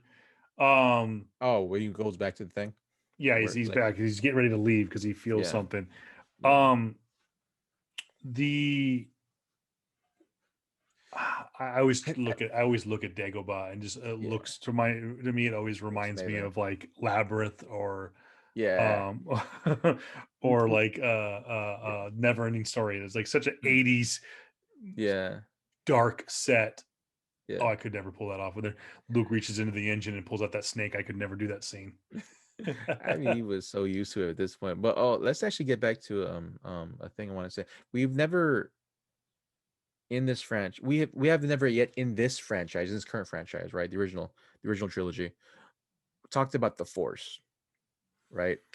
And how even though it was semi expanded on in the prequel sequels, right? And how it was all midichlorians and all that stuff, right? It Metachlorians, yeah. was yeah, it was the way Yoda particularly have said it's much different, right? Or it has a lot more semblance to like it was more so correlation with faith and like more so correlation like it's everything. It's the forces in the rocks, is in the trees and all that stuff. It is in the past. It is the past and the future and like it and for its time too. It's very Eastern philosophy for its time. Yeah. Very very Eastern philosophy where it felt very much like chi, very much felt like yin and yang. And I know we had a conversation about it before. I'm like just like how do you get from that to midichlorians? Yeah. And they continue to kind of adapt that uh that it's not as much of a faith as it is you are special. It's almost like having a mutant power. Mm-hmm. um I always thought was interesting So knowing what we know now with the prequel trilogies. mm-hmm. One of the great lines in this movie is, and you had it in your notes, and now I can't, and now I just lost where it is. Oh, he goes, um, Obi-Wan Mm-hmm. says that boy was our last hope. And then Luke, or I'm sorry, Yoda says, no, Yeah, there is there's another. another. Mm-hmm. Um, and what we know now at the end of Revenge of the Sith, and Mm-hmm. again, one of the many plot holes that Lucas created for himself in the prequel Mm-hmm. trilogies, was that Obi-Wan was literally present for the birth of Luke and Leia. He Yeah. knew there was another. He knew that Leia was Luke's twin sister. He knew that Leia was with uh, the With the Organas Anakin. Yeah. on um well, I can't remember the name of it. I can never remember the name of the damn planet. Oh, that Tatooine. No, we've done this for 3 episodes now where we I freaking know. forget the damn name of the movie, the Yeah. name of that. Anyways, Yeah. so Big planet got we blown up. yeah. Okay. This. Anyways, so Obi Wan knows where Leia is. Mhm. He knows that Leia was born. Now, the only thing I could think of was that. But see, here's the thing: is Obi Wan was sent to Tatooine to hand Luke over to his family to um his uncle Mhm. and um and to be raised. But what we didn't, and kind of Obi-Wan kind of hints at that he knows there's something special about Luke. How does Mhm. he not know that Leia too? Or maybe he didn't know. Maybe he just knew that Uh. Leia was just a twin sister. Whatever. Mhm. Mhm. And only Yoda knew. No, Mhm. she's gonna become a Jedi like her brother. So I um mean, again, I will say as okay, just for lulz, I'm gonna say the patriarchy. But honestly, bad writing. At the time, it could have been too. It's At the just time, bad. it could have. No, I'm probably too. It is Like bad writing on the prequels. it's just Yeah. bad writing. It's just like I'm pretty sure it's the fact that one. I'm pretty sure Lucas did not expect a trilogy No, he didn't. to tell a story. So he's like, "Oh crap, I gotta tell more story." Well, okay, then let's just tell the inverse. Okay, all this good stuff happened in the first one. All bad stuff can happen in the second one, and it just feels like very much like it's just kind of hodgepodge together, right? Where he had this idea for a film, and it never got past the first film, Yeah. right? In his writings, that's just how it is, and I understand. So it's on the basis of other writers to kind of fill in the blanks, right? And we always get that line of like, there's another, and there, and it just it's hilarious to me that these are the questions we're trying to answer, we get answered, right? Yeah. To Lucas, right? Like for like so many years, because these are the same questions I've heard asked too, like, oh, why isn't this, why couldn't it's like that one freaking line that happened in we call it in Lord of the Rings, right? Well, why couldn't he use the freaking griffins to put the ring in the thing in the first place, right? Like just like it's plot, dude. Like we don't think about that crap. We gotta tell this whole other story, and so it's just bad writing. It's Yep. just it's just bad writing. They put themselves in a corner. They've written themselves in a corner and think, is another. It's gonna be Leia's sister. Well, even though Leia gave freaking Luke a kiss in the beginning of the freaking film to make Han jealous, we'll make her. And then a second time too, after they saved him. Spoiler alert. Sorry. After they saved him the second time, right? Yeah. And gives her, and then like I'm pretty sure that was an unwarranted kiss, right? Like he turned right after. Spoiler, guys. After he gets his hand cut off. And if you haven't watched this movie yet, what the hell? It's been 40 freaking years. Yeah. Exactly. Come on, bro. So when he gets his hand cut off, right, and they heal her up, he turns right, and then she kisses him in the lips again, right? Thinking like, okay, there might be something, right? Even though she just made out with Han and said, "I love you," and "I love you" to him. So, We almost to that scene too. By the way, mhm, we are at the moment. We just saw Lando mhm, betray mhm. our heroes, and Despicable scene. we've seen Boba Fett now make his debut. Well, he's already he is technically already made his debut, but Yeah. of course we get to see for the first time um, the look at that Mandalorian helmet, Oh.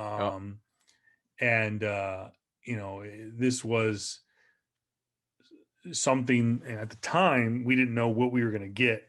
Mhm. Years down the road. Um, but it's so crazy to look at that uniform, to look at that costume, the Boba Fett costume, Mm. and know what we know now with the backstory of the whole creed of people, the Yeah. Mandalorian. Which, by the way, I really hope they go back and they tell the story of the Mandalorian Civil War and stuff like that. But I know you get some of that in Rebels, I think, isn't it? Yeah. Just a little bit, as well as like, well, it's more so kind of fleshed out in like in other pieces of literature that is not verified by Disney. It's never been made into a multiple or a multimedia. Uh, Nope. but I have a feeling though we are going to see the Star Wars extended universe um, become more canon because I think a lot of it is going to be adopted for Yeah. Yeah. Especially the fact that that your best director for your whole freaking franchise, John Favreau, oh yeah, is getting references from the freaking extended oh universe. yeah. Come on. I mean, it's not going to spoil anything per se, but the Star Wars extended universe is heavily sampled in season 2 of The Mandalorian, which again we are going to get to. The whole point of this saga with us is to get to The Mandalorian. So Mm. when we do I- finish this trilogy, we finish the sequel yeah. trilogy, we will get to Mando, we will get to um I all the mean, other stuff. yeah. I will argue the fact that the extended universe is heavily freaking sampled in the recent trilogy arc. Jedi Yeah, Master Luke Skywalker Kylo freaking Ren. Well, honestly, his name should be I forgot his other name in the extended universe. I know he's Him supposed to having be. a sister. Yeah, him and Ray are supposed to be actually brothers and sisters, Yeah. twins, because they hold the Force power together when they teach it like that. That you get that from the extended universe, even though there's so many times people say, "Oh, well, what? That's just a power you created." No, it's from the freaking extended universe, dude. I wonder if J.J. Abrams would have done the entire sequel trilogy if he would have done that rather than letting Ryan Johnson um, do what he did and basically make make Ray's parentage uh, nothing at the time. So real quick before we get, we know what they're prepping for one of Fight. them. Well, the fight, but they're also prepping for one of the most noteworthy scenes. Again, there's so many great scenes, so many great lines in this movie. So as we get closer to the climax of this movie, want to throw some some flex pulls real quick. Check this out. This is from a couple weeks ago. We got the deceased Dead Planet, little homage to Shazam's movie poster as Luke comes in for a landing at the I gotta sky. watch that movie. Shout out to Javelle hooking me up with some $1 Zenoscope issues from Black Friday, including some Jamie Tyndall's. Oh, you're the one that picked the Jamie Tyndall. Oh yeah. Javelle, shout out.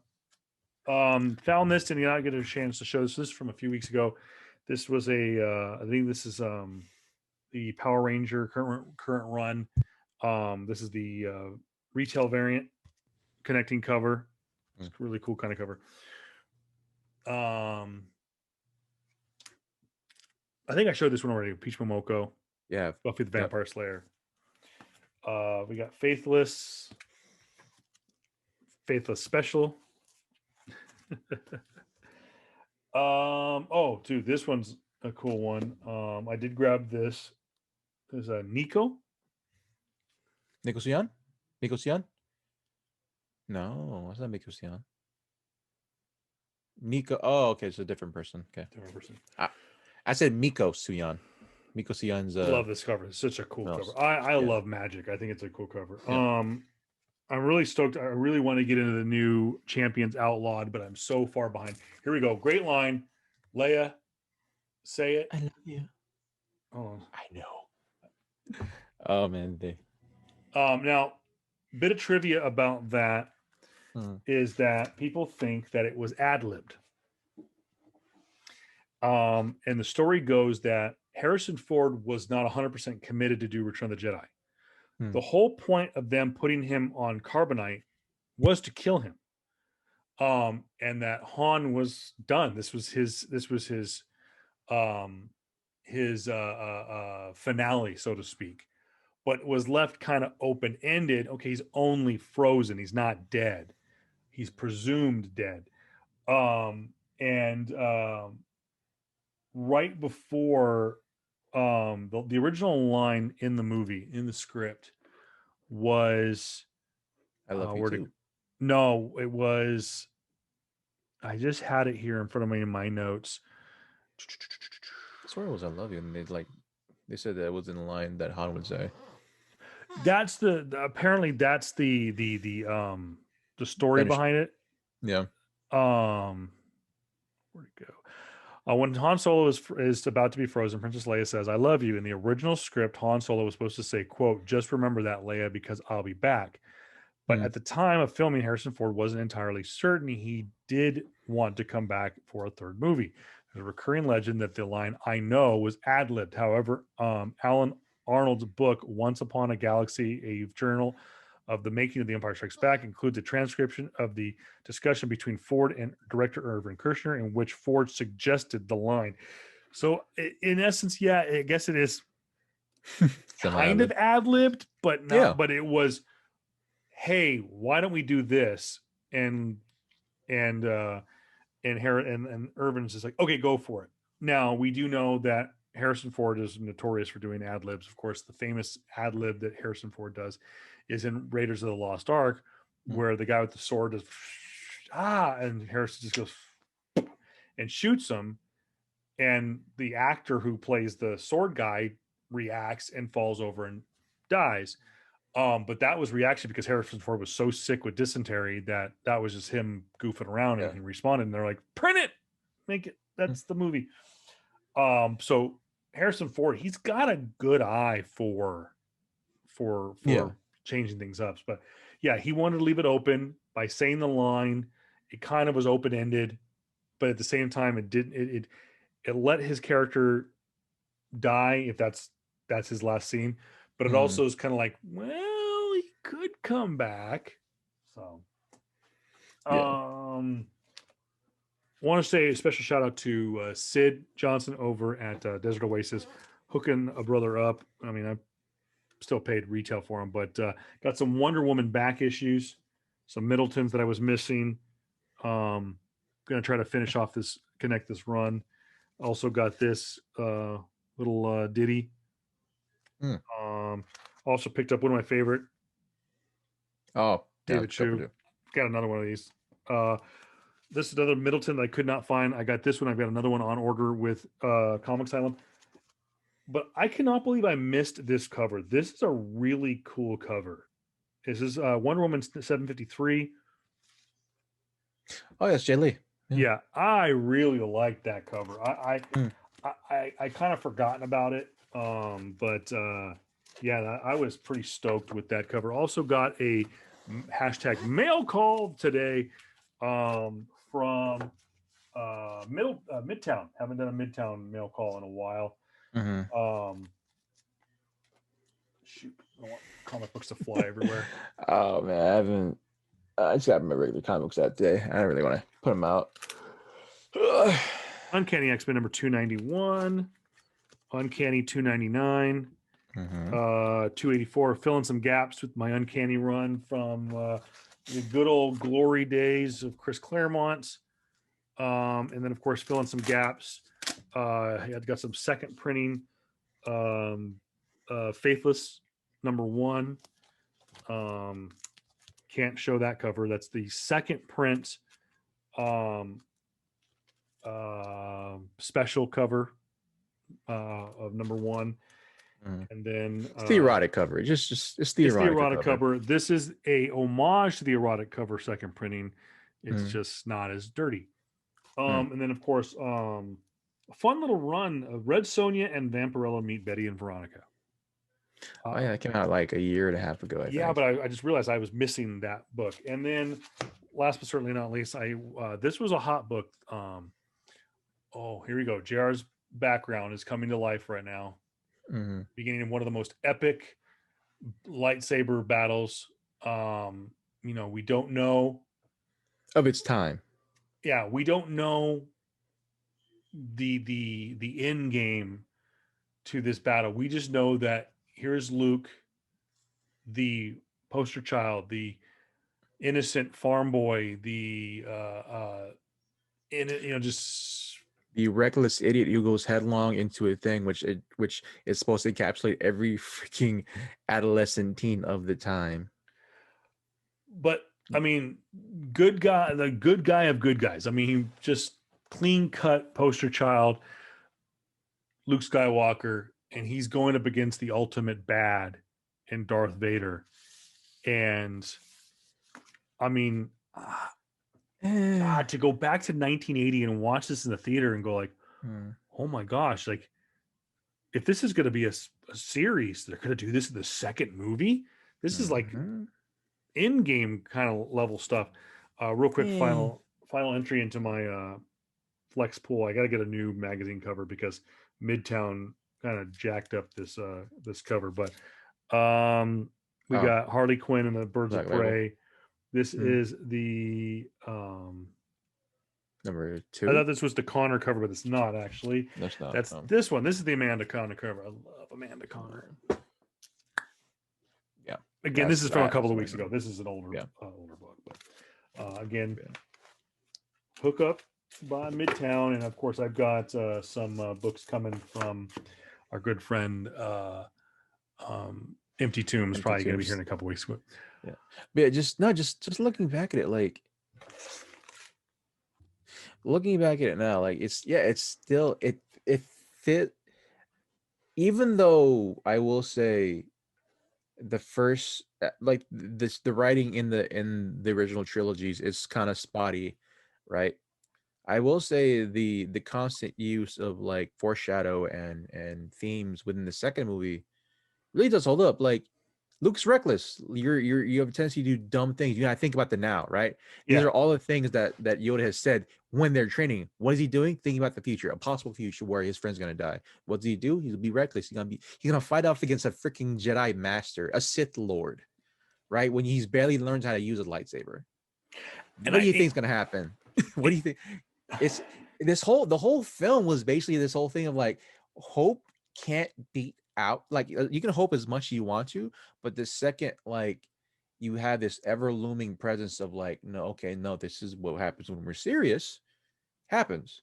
Like it, I wanted to make, I forgot to make this point out in the beginning of the film where when they were in there when they were in their speeders, right, the frozen yeah. speeders, the guy that's with Luke, right, the guy that's like the guy that is Luke's gunner in the back seat, right? What was he saying? He Oh, was like saying, like, Wedge. oh yeah, Wedge, right? He's like, oh, I could take on, I think I could take on the whole empire now, right? That Yeah. little bit of hope, right? Like, oh yeah, we're good. We got a good win against this guys. Nah, man, the empire's gonna come and roll your shit, bro. Like you gotta win because it's just off of some old off a technicality. But when the Sith are serious, when the Empire is serious, they will roll your shit. I do like how they do. If you watch this scene from that vantage point Mm-hmm. of Luke is only trained for a short amount of time. Yeah, he's doing the flips and the jumps and stuff like that, but his Mm-hmm. lightsaber, and it could have been innocently done this way because maybe Mark Hamill wasn't the best uh, saber duel. You know, he Mm-hmm. wasn't as trained as Ewan McGregor and Liam Neeson and Yeah, Ray Park and stuff like yeah, that. But yeah, you know, it does come across that, you know, the way he handles himself, and he's kind of what's the word I'm looking for? Very uncertain to yeah, he's still very, I mean, the picture right there behind JR, yeah. if you're watching this on YouTube, is showing Luke's stance. And again, it could just be Luke is not a he's not ready to duel. But Yeah. you look at the guy who is playing Darth Vader, he is very stout, and he's like, I'm holding the saber correctly. And it's just like, so maybe they did set it up that way that Luke comes across as, Yeah. I'm a As a badass. novice. What are you talking about? I got a He's lightsaber. hey, as it's a good story to tell. Honestly, it's you're a novice. You're what do you expect? You are a rookie in the big leagues Yeah. at this point, and so you see this obvious gap between it, like and specifically when which spot are you at right now? We're at the part where Darth Vader is about to knock Start Luke out of the glass window and into the oh wind tunnel. when he Um, starts throwing shit at him, right? yeah, which he He, flies out. yeah, even in that sense, right? Like Luke doesn't know how to at that point doesn't know how to fight against like doesn't know how to fight against like other force objects being thrown at him, right? Yeah, Just stuff like stuff basic stuff like that, man. Like you see this huge disparity between skill gaps where your youthful exuberance isn't gonna do anything against a guy who has killed babies, yeah. who has killed children. That like, come on, dude. This is your dad. He's going like he's your dad.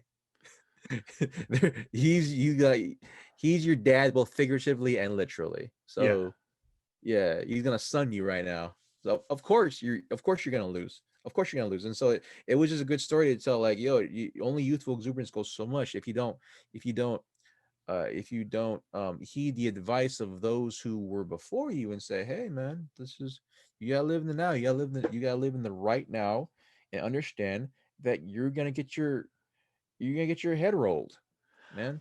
I did notice this. It's really only on Bespin. Um, the '97 re-releases did not see a lot of add-ons to No, Empire Strikes Back. no. Yeah, again, it was just the small little things added to Cloud City. with a more digital approach, and it was kind of lame why they even did it. But they really didn't touch this movie all that much, and I wonder again. That's there's only like generally like 3 set pieces anyway, so I understand why. Yeah, I didn't realize that too.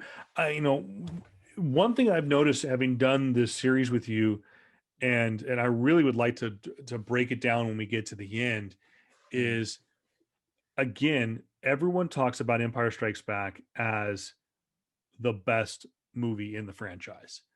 And you would think when you have movies like this, you look for example, Francis Ford Coppola did it with The Godfather Part 2. It was a big epic. It was this long, drawn out movie. It was almost 3.5, 4 hours long.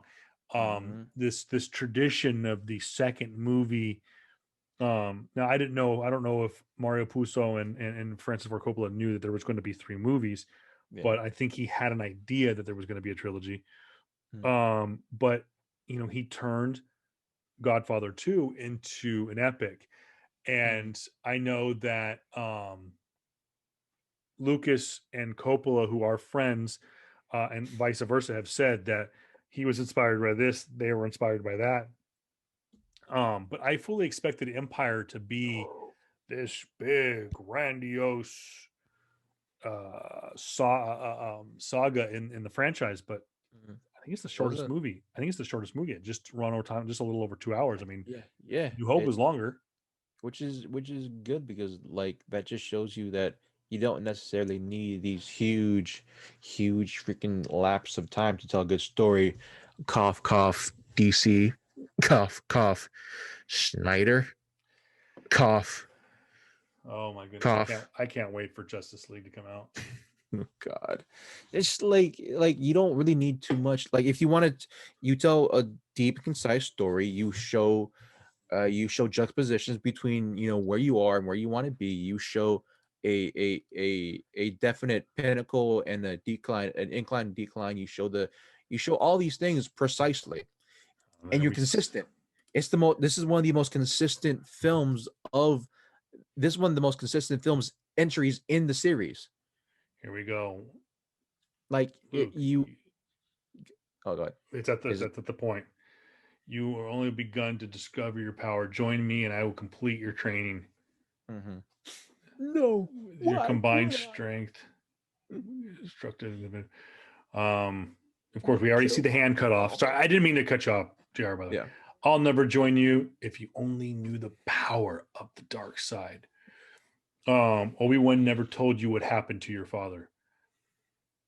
He told me enough. He told me you killed him. No. I am your father. I am your father. Yeah. It is interesting. I was just reading an article this past week about the Mandela effect. Yeah. And for those who don't know, with the Mandela effect, it's what your mind thinks you heard or saw. Yeah. And of course, I blame Tommy Boy, but I've been saying it for years. Everyone thinks the line is Luke, I am your father. And it is not. It's actually Luke. Luke, no, I am your father. And it's just so funny about what your mind thinks you heard. Yeah. And what a great, again, if you're watching the video version and you see my background, it is Darth Vader with the hand reaching out and stuff like that, and just so many iconic shots. Your backdrop, of course, is the initial lightsaber duel between Luke and Darth, battling just that backlit fog, so good. Great cinematography, great. Oh yeah, the whole freaking film, even for its time, man, definitely. Now this is an interesting little bit of tidbit. We're at the scene. Luke just found out that Darth Vader is his father. Luke has his hand cut off and loses his lightsaber. Now, when he comes back in Empire Strikes Back, in Return of the Jedi, he has another lightsaber. I believe it is the green one, correct? Yeah, it is. Yep. So he's had a blue one in both A New Hope Mhm. and Return of and Empire Strikes Back. And of course, the blue lightsaber is his father's lightsaber. Yep. It is Yep. Anakin's, Darth Vader's. Mhm. We don't see that saber again Mhm. until episode 7, Yeah. The Force Awakens. Do they? I forget. I mean, maybe we'll get there, but do they ever address how the saber is found? Nope. They do Why there not. They do wasn't a not. hand attached to it? No, and they try to do some blasé stuff of like saying that, oh, it's symbolic because guess who had their hand chopped off? Right? Yeah. Guess who had his hand chopped off, and guess who, now is back with it, facing off the guy who got his hand chopped off, and then he's constantly like this whole thing in Cliff about just the significance of having your hand chopped off, right, from your father. Like they've got it, like there has been some theories about it that speculate about it, but like honestly, it was just a cool cinematic thing to see, right? Yeah. You see your character, you see your main character, your farm boy, your happy-go-lucky farm boy. Well, at this point, happy-go-lucky, get his hand chopped off and said that, hey, you're the evil of the universe is actually your dad. So yeah, Yeah. it's they never say how they got it back. They never show you how. It's just one of those inconsistencies and plot holes that tend to happen. So It should be noted too. This is one of the first times that we say that, you know, we don't know yet that Leia and Luke are brother and sister. We learn that mm, next movie. yep. But we have our first moment. We get the subtle what's it called? What do they call that?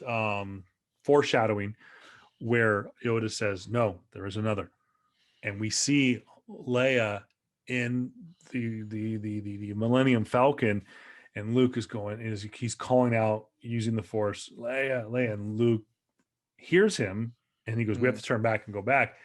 So we see for the first time Leia may have some kind of force sensitive. force sense, yeah, force sensitive Mm, power. Um, so it's just so funny that we know now. It's like, oh my gosh, the signs were there. Um, because there was so much people talk about how when this movie came out, um, this scene, the "I am your father" was the greatest reveal. It's one of the greatest lines of all time. I mhm. think AFI has it. I think it's like in the top 5. I'll have to find that out before we Yeah, finish this. yeah, But it is one of the great scenes because it is one of the great reveals of all time that uh that that the ultimate bad guy yeah, Darth Vader yeah. is actually the father to Your our hero. our Yeah, hero. yeah. It's definitely one of the most iconic lines of all time. Like it's referenced everywhere. Mm-hmm. Absolutely every, like you can't. I'm pretty sure in nearly every pop culture type of like show or reference, right, had a reference to this, had a reference to. I'm thinking Simpsons, I'm thinking Family Guy, I'm thinking freaking Friends, even I'm thinking Big Bang Theory, I'm thinking Supernatural, I'm thinking all of this. Like they had references to Star Wars, right? They're gonna have references to the Mandela effect of Luke, I'm your father. Yeah. They're gonna have, it's because of this pivotal scene. Like this has helped kind of shape pop culture for a very, very long time, right? And people deny that, but like just the overall like power or popularity of Star Wars and particularly Darth Vader has propelled it to be so. And so, of course, yeah, It's it doesn't, actually that's a not one of top five. AF5's top 100 lines, What? but it's not the only movie from. Let me look at it this way. How is it Uh, not? that's what I'm thinking. I could have sworn It should be on. What the heck? What's on there? Is it more so like it just "May the Force be with you" is the only line from any of the Star Wars movies. But you I know guess? that. But you know, You just totally just ruined my whole That my is whole monologue that's a right there, Mandela man. effect. I could have sworn I remember being on the list. I'm gonna go look up now. It's I mean, it's one of the most iconic Yeah. scenes, one of the most iconic lines. It is the greatest cinematic reveal of all time. AFI didn't do it, really? If I did not do it in the May the Force What's be their with top? you. What's their top 5 anyway? I need to know. Okay. Oh, you got to know. Okay, I just had it here in front of me. Let me go back and get Yeah. it. Let's see. AFI 100 years, 100 quotes. This is from a few years ago. Number 5. Well, you know what? We'll do top 10. Number 10 is "You Talking to Me" from Taxi Driver. Okay. Fasten your seatbelts. It's gonna be a bumpy night. Bumpy Is ride. from All About Eve from 1950. Number 8, "May the Force Be With You," Star Wars, 1977. All right, Mr. DeMille, I'm ready for my close up. Another Mandela effect line, because everyone says, "I'm ready for my close up, Mr. DeMille." Mr. Mill. Yeah. Go ahead, "Make My Day." Sudden Impact. Dirty Harry. Dirty Oh, Harry. Sudden Bit. Yeah. It's Sudden Impact is the movie, but it's Dirty Harry that says it. Yeah. Here's Looking at You, Kid. Casablanca, 1942. Toto. I have We're not in Kansas anymore. I have a feeling we're not in Kansas anymore. Mm-hmm. Another one, because I've always thought I've got a feeling we're not in Kansas anymore, Toto. I've always gotten it backwards. "You don't understand. I could have had class. I could have been a contender. I could have been somebody instead of a bum, which is what I am." That's, of course, On the Waterfront. "I'm going to make him an offer I can't refuse." The Godfather, number 2. And number 1, it was the first time a curse word was ever uttered in movie. "Frankly, my dear, I don't give a damn." Gone with the Wind, 1939. By the way, people always ask, what is the greatest year in movies? 1939. 2 of the all-time cinematic greats came out in the same year. You have Wizard of Oz, one of the first movies to be in color. And you had Gone with the Wind, one of the most epic movies of all time. Both of them came out in 1939, and Gone with the Wind was the movie that took away the big prize in 1940. But yeah, I could have sworn "I Am Your Father" was in there, but it is not. No Tarantino lines, no. Well, I don't know. There's got to be. And probably, but at the same time, like it's a very. It feels ageist, honestly. This list. This list is also. I mean, this is from nothing. It feels. From it feels like fiction. Yeah, it feels like an old head movie buff did it, right, and wanted to score street cred by saying, like, don't get me wrong, like, there's gonna be a generation, or there already has been generations of kids that have no clue what the hell the line total. I don't think we're in Kansas anymore. But that's still that same generation knows no, I'm your father. Yeah. Oh, like, yeah. So I don't know. It just feels like it feels like an older person who wanted to make this list of like 100. Like, cool, may the force be with you. But like, come on, dude. No, I am your father. That's the line. Now, that's the line. It also should be noted as we come to the end of this movie, AFI, 100 years, 100 villains and heroes. Darth Vader was the number 3 villain of all time in cinematic history. Number 2 was Norman Bates.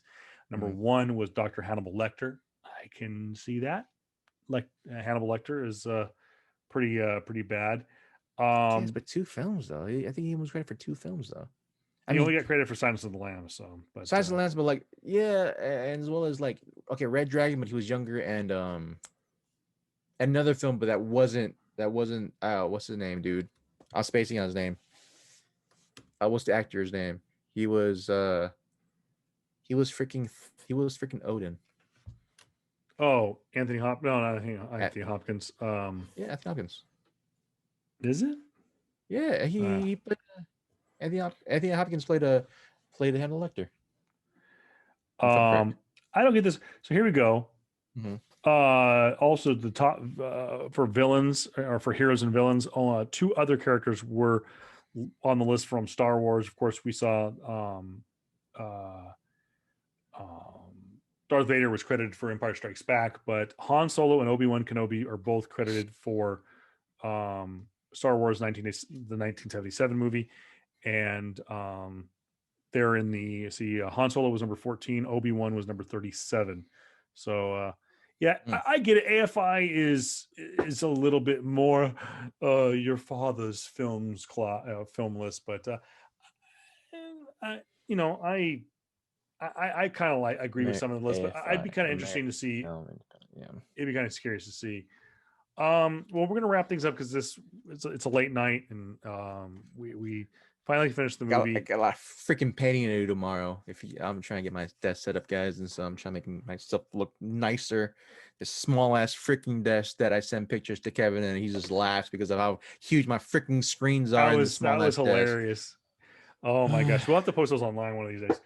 Real quick, we are now through 7 movies. First 3 and 7 movies. Yeah. What's your number 1? This movie. Oh, this one. Okay. This one. I still am a fan of A New Hope. I just from a nostalgic standpoint, because if it wasn't for that film, we don't get any of this. So yeah. I feel the reason why this is my favorite movie, and A New Hope is my second favorite movie, is because A New Hope came first, right? Yeah. It was. I feel very much so that the second movie is the things is the opposite of what the first movie was doing, right? Yeah. The same way that Rian Johnson has a horrible way of doing when he tried to do when he made his second movie, the franchise, right? It was supposed to be a direct competition with his first movie, right? Flip everything on its head and do something different, right? That was basically it. When we get to the new series, guys, it's basically that. Like all Rian Johnson really did was see everything that what's his freaking name did what JJ did, right? With the first run, and say, fuck it, I'm just gonna pull the same thing Christian did, and just kind of flip everything on its head, but do it horribly. So, well, guys, that was Empire Strikes Back. Thank you so much for waiting for us. I know it's going to be a little bit late released. Again, if you have a chance, go back and listen to all of our other episodes, download them, subscribe, like, give us a 5-star review. If you're watching us on YouTube, please subscribe to our channel, like the video, give us a comment. Let us know too at this point where you rank the Star Wars movies. Also, why don't you in this comment below, in this list below, why don't you go ahead and let us know what your favorite line from Empire Strikes Back is, because this really has a lot of quotable lines in it. What is your favorite line from Empire Strikes Back? And also, were you one of those that were fooled by the Mandela effect that it was not Luke, I am your father? Let us know in the comments. Luke, yeah. Let us know in the comments below. Yeah, I will say one thing comic wise. Yes, sir. If you guys aren't reading King in Black, you are freaking missing out. They are. Isn't that who's doing? Is that Donny Cates doing that one or no? Donny Cates, of course. It's Donny Cates segment, and actually hashtag Man Crush Monday. Hell yeah, dude, they're going crazy in King in Black. Oh my gosh. Like, can I do a spoiler? Is it cool if I do a spoiler? You just told people to go out and buy it. You don't want to spoil it, do you? Okay, yeah, go buy it. I'll talk about it next week, guys. Yes, we'll talk about it. I'll talk about it next week, man, because holy crap, it's going crazy. But yeah, it is blowing up too online. You want to go grab a copy if you can still grab it. And I think there's a new issue of it coming out this week, isn't there? This one just came out. So then maybe it's this past week. Okay, that's what it was. Yeah, that one just came out. Yeah, so I think it's gonna be next year already. But yeah, here's hope. So, all right, guys, don't forget to go out and support your local comic book store wherever you may do your comic book shopping. And you know what? I'm going to challenge people to do this. Post a little something on your Instagram feed and tag us in it. And let us know the story behind your local comic book store. Put us a little story if you've got Instagram, and we'd like to hear about it. Also, you know what? Everyone has the story mode now. Twitter has it. That's right. Instagram has it. Facebook has it. So tag us in one of those stories and let us know a little bit about your local comic book store, and we'll give them a shout out on our podcast in a future episode. But again, Absolutely. if you're a local out there watching or listening to our podcast here in the Coachella Valley, check out Desert Oasis Comics, Comic Asylum Palm Desert, and of course Interstellar in Palm Springs. Show Hey some guys. love to your local comic book stores, and we will see you next week, where the original saga, the original trilogy, comes to an end. It was a movie that came out in 1984, re-released in 1997. We thought we'd never see another Star Wars movie again. Yep. And then JJ and everyone surprised us a few years ago. So Return of the Jedi coming out with us next week. Enjoy all the other episodes. He is JR. I am Kevin Pillow. Yep. We both got to get some sleep and other things. So peace. Peace, guys.